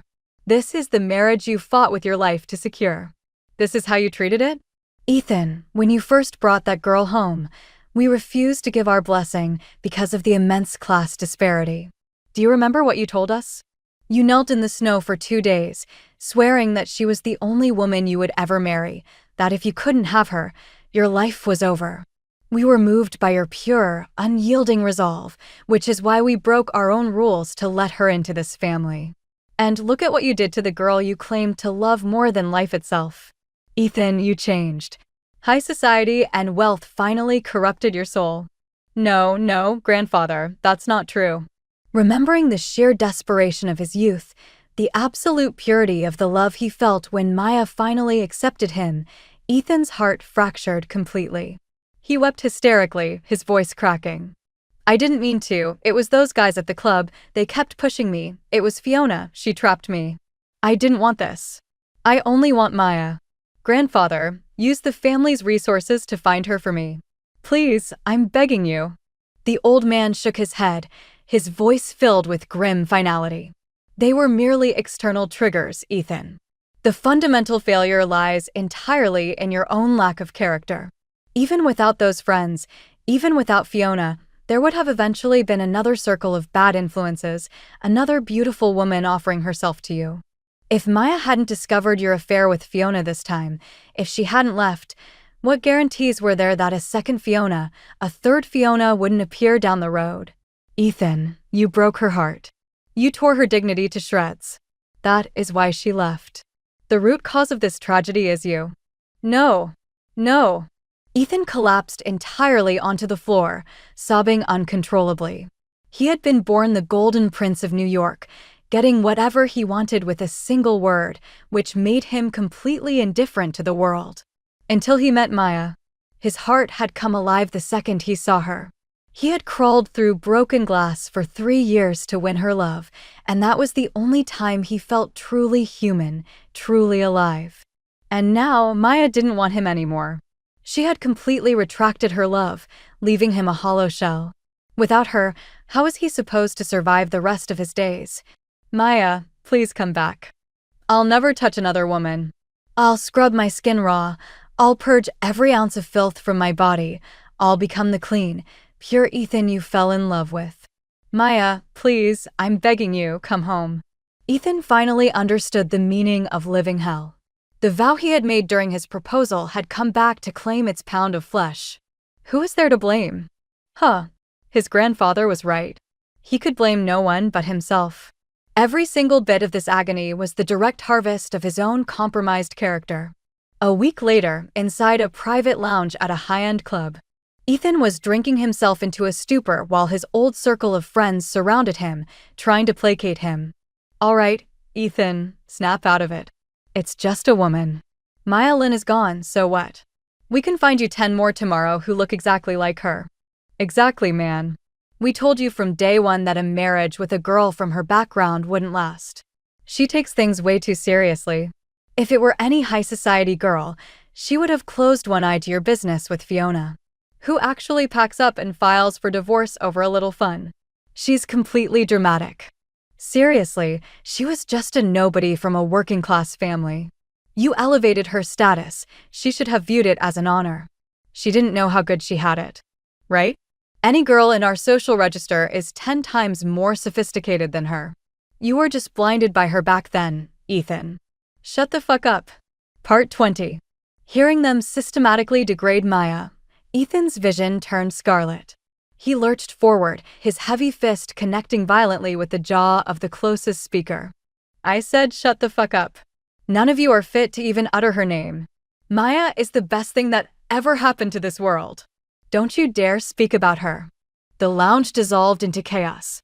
Several of his friends took heavy hits to the face, scrambling back in rage and shouting, Ethan Vance, are you out of your mind? It was just a middle-class girl. Are you seriously going to ruin your life over her? It was you guys. Ethan's eyes were completely psychotic, vibrating with a lethal, terrifying rage. He pointed a shaking finger at them, roaring like a wounded animal. You did this to me. You were jealous because I had Maya. You hated that I actually found real love and a perfect marriage, so you engineered this entire thing to drag me into the mud with you, didn't you?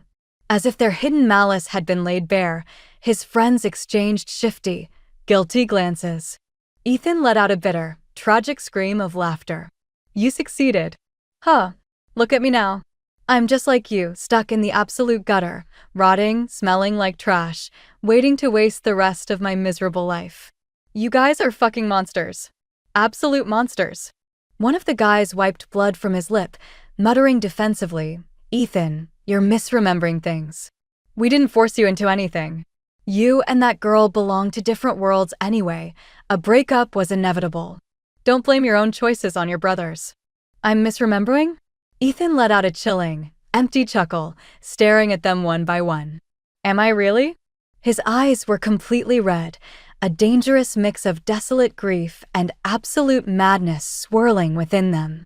It looked as if he was prepared to murder every single person in the room and turn the lounge into a slaughterhouse. The group of friends felt a collective shiver run down their spines, none of them daring to mutter another word of defense. To a certain extent, Ethan was entirely right. They had been envious.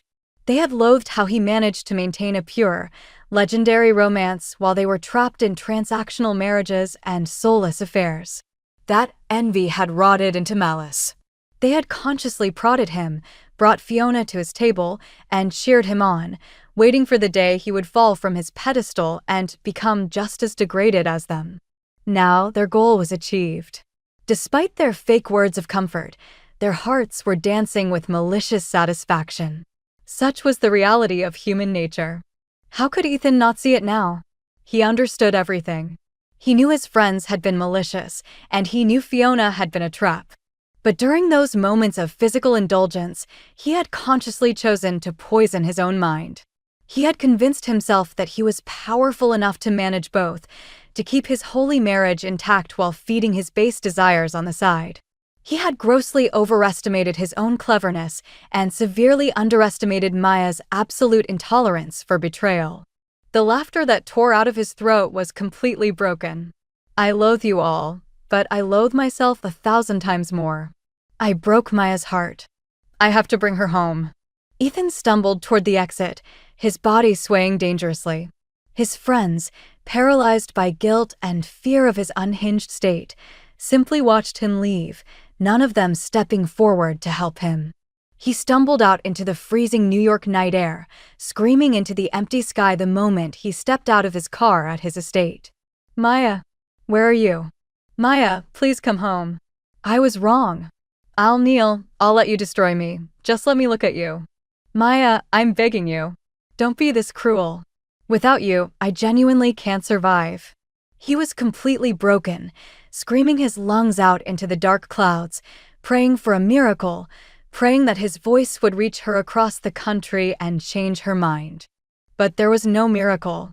Suddenly, a dark silhouette burst out from the shadow of the brick gates, sprinting directly toward him. For a fraction of a second, his heart leaped with ecstatic joy, thinking his Maya had returned. The next second, a cold blade flashed under the streetlights. With a sickening crunch, a sharp hunting knife was driven entirely into his chest, accompanied by the screech of a completely unhinged woman. Go to hell, Ethan Vance. Part 21. It was Fiona. Her designer clothes were torn and filthy, her hair a matted, tangled mess, her face gaunt and covered in dirt. She looked indistinguishable from a homeless junkie on the street. She kept both hands gripped tightly around the hilt, shoving the knife deeper into his chest cavity, her bloodshot eyes wide with a frantic, demonic hatred. Because Ethan had leaked her background files to the international press and the British authorities, her history of extortion and scandal was exposed globally. She had become an international pariah overnight. Worse, Ethan's team had successfully tipped off her abusive ex-benefactor from London. The man was a sadist, and he had tracked her down to a cheap motel, subjecting her to days of horrific torture before she barely managed to escape through a bathroom window. She had crawled back to the Cheen family estate, begging her father for sanctuary, but her family had thrown her into the street to protect themselves from Ethan's corporate warfare. She had nowhere left to run. She knew the British psychopath was closing in, and her life was effectively over. Since she was going to burn in hell, she was going to drag the man who sent her there right down with her. And that man was Ethan Vance. If he hadn't been so ruthlessly vindictive, she would still be living comfortably as a high-society socialite. It was all his fault. In bed, he had called her his sweet siren, swearing he wanted to die in her arms. Yet the second his precious Maya Lynn walked out, he turned into a monster to destroy her. She loathed him. The hatred completely burned away her sanity. Fiona burst into a hysterical, screeching laugh, twisting the blade deeper into his chest as she screamed, "Die! Die! Die!" Ethan didn't even attempt to fight back. He didn't make a single move to defend himself. Maya didn't want him anymore. What was the point of staying alive? Perhaps if he died tonight, Maya would finally look at his corpse and grant him a shred of forgiveness. A peaceful, gentle smile touched Ethan's lips as his vision began to blur. Maya, if only we could go back to the morning we first met, how beautiful that would be. What the hell are you doing? Oh my God. Stabbing. Someone call 911. Call the police. The street dissolved into a screaming frenzy of security guards and neighbors. Within minutes, the sirens of police cruisers and ambulances pierced the night air. Fiona was pinned to the asphalt by 3 security guards, laughing like a demonic lunatic as the handcuffs clicked into place. Compared to being dragged back to London by that sadist, A maximum security American prison was a sanctuary. Her crazed, bloodshot eyes watched as Ethan's bloody, unconscious body was lifted onto a stretcher and rushed into the ambulance. Her lips split into a wide, terrifying grin. Haha, Ethan Vance, neither of us gets to win. Inside the top-secret desert research facility, Maya's life was entirely self-contained. She ate, slept, and worked within a single high-security building. During their rare breaks, her colleagues would occasionally gossip about the latest news from the outside world. Maya never participated. She had zero interest in the world beyond the facility perimeter. She had been inside the facility for 3 years now, and her entire soul was poured into the aerospace propulsion metrics. She hadn't thought about Ethan Vance in a very long time. Aside from basic biological functions, her life was entirely defined by her research, a career she chose and genuinely loved. The regular schedule and intellectual fulfillment had restored her health completely. Her complexion was glowing, and her eyes held a steady, brilliant clarity. During lunch one afternoon, Professor Miller joined her at her table, sliding a bowl of soup toward her with a warm smile. "Maya, I really must apologize. I heard you personally funded the latest batch of laboratory computers." Maya chuckled softly. "It's nothing, Professor. That money was just sitting in a trust account anyway. I had intended to donate it to the Institute eventually, so I figured I might as well put it to use now." That money was the liquid capital obtained from consigning every single piece of luxury goods and jewelry Ethan had ever bought her. Using his blood money to fund cutting-edge American aerospace engineering felt poetic. Right then, a group of junior researchers sat down at the adjacent table, chatting excitedly. "Hey, did you guys see the news from New York? The legendary tech tycoon Ethan Vance has completely lost his mind. He's been spending millions running search campaigns across the country looking for his ex-wife." Part 22. Wait, where did you hear that? We're under a total communications blackout. How do you know?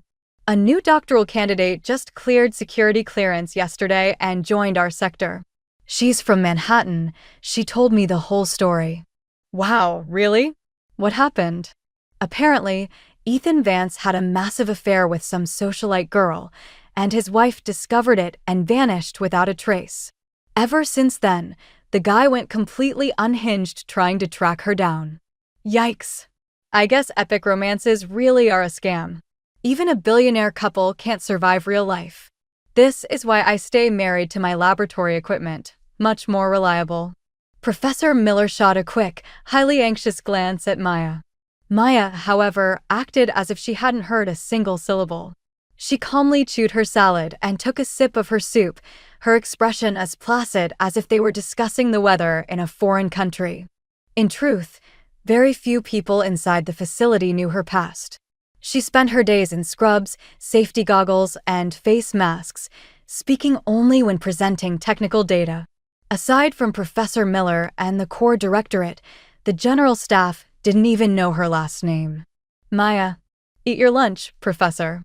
"The soup is getting cold," Maya said, her eyes bright and untroubled as she smiled at him.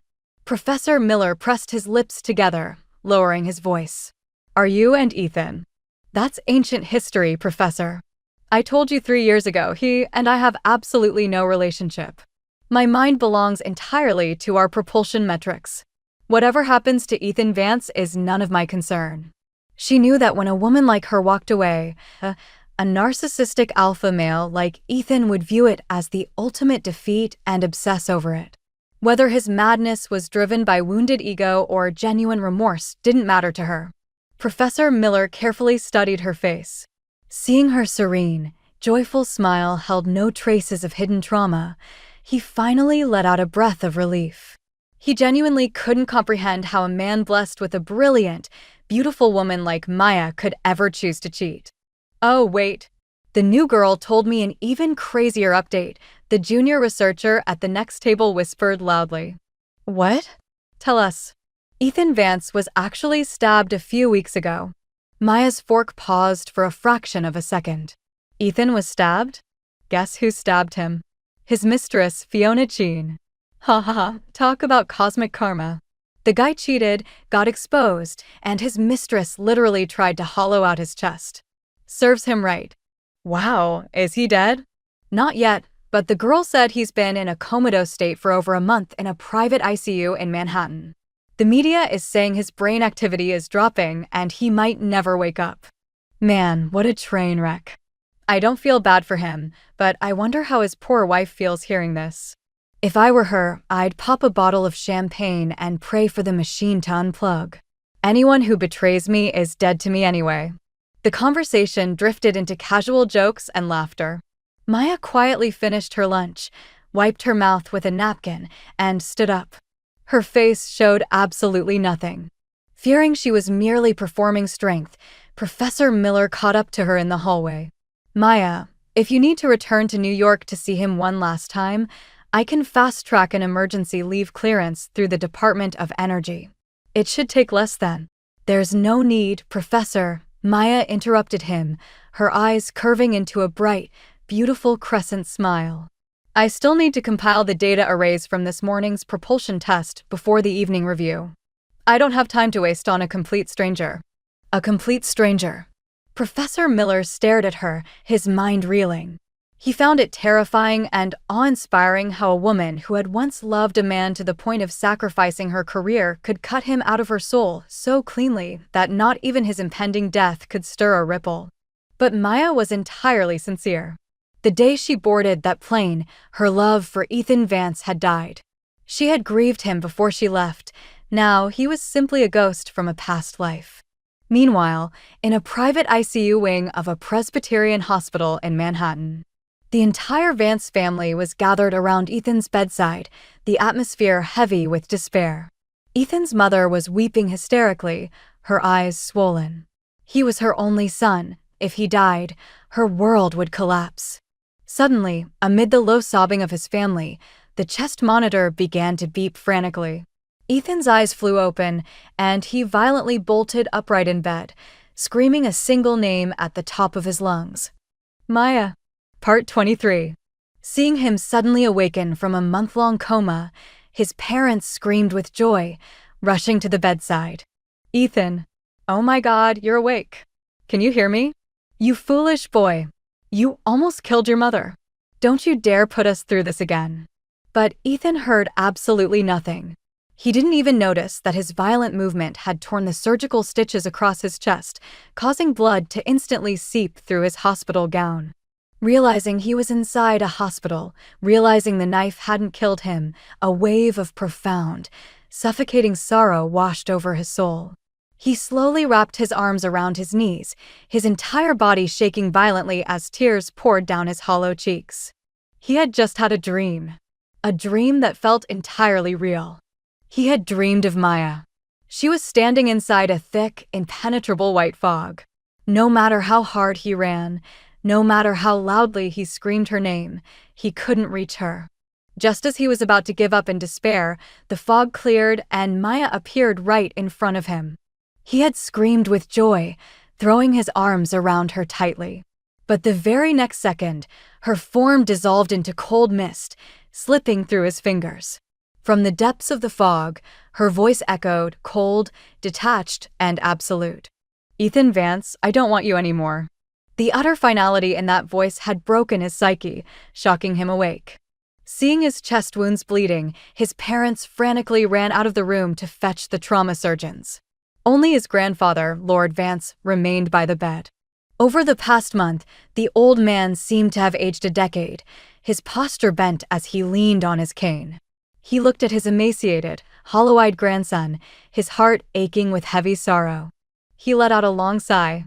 Since Maya has already signed the papers and vanished, it's time to let her go, Ethan. No, I can't.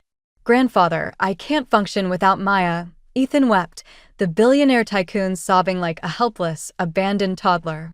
The old man pressed his hand onto Ethan's trembling shoulder. You brought this harvest upon yourself, boy. I met Maya. She looks gentle, but her spine is made of steel. She will never tolerate contamination.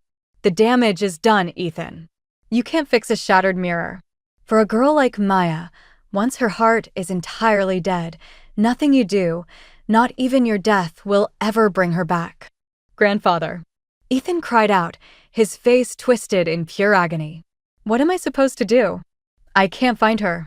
How am I supposed to live out the rest of my life? Grandfather, it hurts so much. My chest feels like it's being crushed. I've never felt this kind of despair. I wish the knife had just hit my heart. I wish I had never woken up. Slap. Before he could finish, Lord Vance raised his hand and delivered a sharp, stinging slap across Ethan's cheek. You selfish, ungrateful disgrace, the old man roared, his eyes flashing with tears. You failed Maya, and now you want to fail your own parents. If you die, who suffers? Your mother. Your father. Do you genuinely want your parents and your elderly grandfather to bury your corpse? You are asking for our lives. Ethan froze, his head hanging low as he went entirely silent. The old man let out a ragged breath. Listen to me, boy. Pull yourself together. Step up, manage the empire, and stop destroying the people who actually remain by your side. After a long, suffocating silence, Ethan whispered, his voice completely hollow, Okay, grandfather. I promise. After being discharged from the hospital, Ethan buried himself entirely in his work. The emotional vacuum inside him was replaced by a cold, ruthless efficiency in the boardroom. Within 3 years, he single-handedly dismantled the rival conglomerates that had attempted to short his stock, absorbing their assets and doubling the market capitalization of Vance Enterprises. The media story regarding his scandalous affair and his missing wife had long since been buried by high-end PR firms. The public internet no longer carried his sins. When modern business analysts spoke of Ethan Vance, the words used were ruthless, robotic, entirely ascetic, a workaholic billionaire who avoided women like the plague. But no one knew the truth. Beneath the flawless, powerful exterior sat a heart that was completely hollowed out, leaking blood every single day. Every single night, he would wake up drenched in cold sweat, a paralyzing, suffocating loneliness clawing at his nervous system. He would sit by the window for hours, staring into the Manhattan skyline, systematically reviewing every single memory of his years with Maya. The more beautiful the memories, the more lethal the current agony. He had tried to forget. He had tried to purge her from his mind. But he failed. As time marched on, the obsession and sorrow only magnified, turning into a terminal sickness. He felt he wouldn't live past 40. The sheer weight of his grief was slowly crushing his physical health. He looked out into the starry night, a bitter smile touching his lips. I wish this entire life was just a nightmare. I wish I could wake up and find myself back on that rainy morning, riding my motorcycle to deliver her breakfast. The national news networks were broadcasting a special bulletin.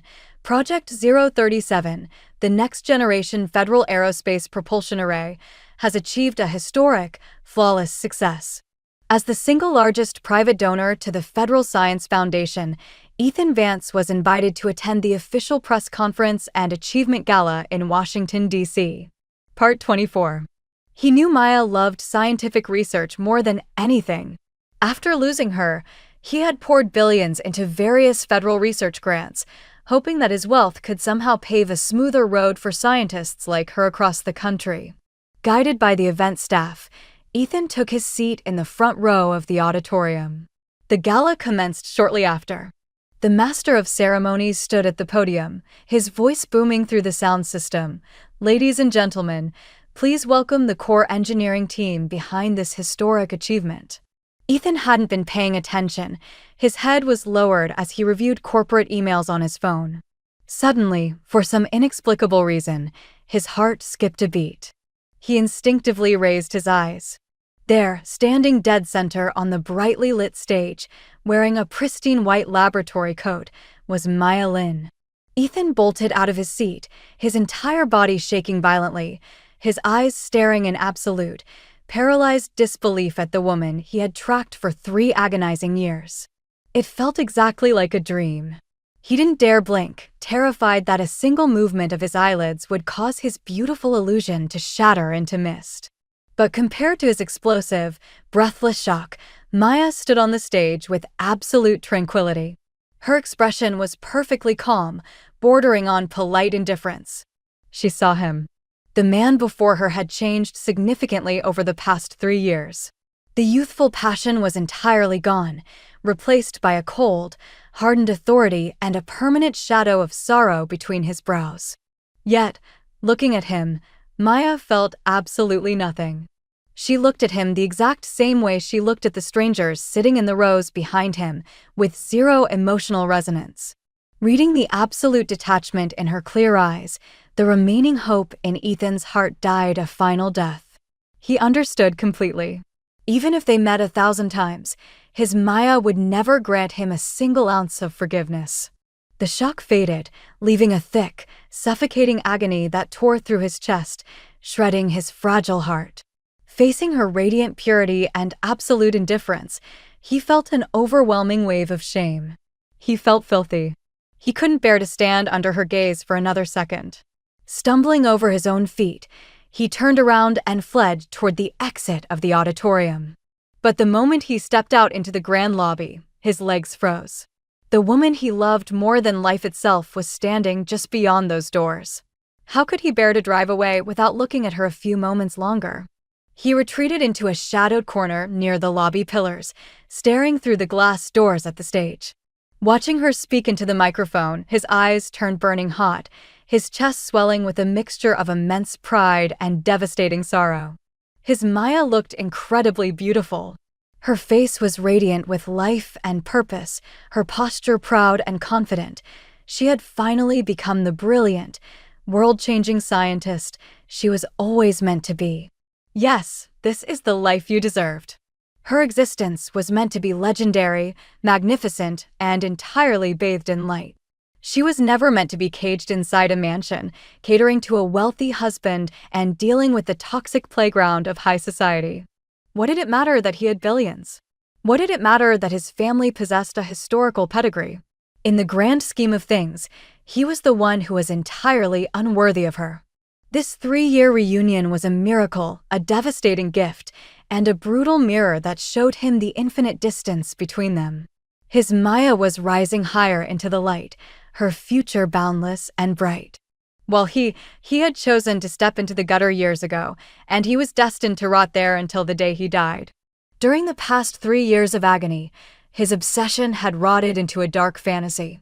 He had told himself that if he ever found her, he would use every ounce of his power, every dollar of his wealth, to force her to stay by his side, even if she hated him. He couldn't survive another year of the loneliness. But looking at her right now, that dark fantasy dissolved into dust. Maya didn't belong to him. She belonged to the stars. And a rotting, contaminated ghost like him had no right to drag her down into his darkness again. She had loved him with her entire soul in the past, and she had cut him out completely in the present. Both were absolute realities. He finally accepted the harvest of his sins. From this day forward, Ethan Vance would still love Maya Lin until his very last breath, but it would be a silent, one-sided penance. He slowly raised his eyes, offering a soft, peaceful smile to the brilliant woman standing on the stage. "Maya, you must be happy. You must stay in the light."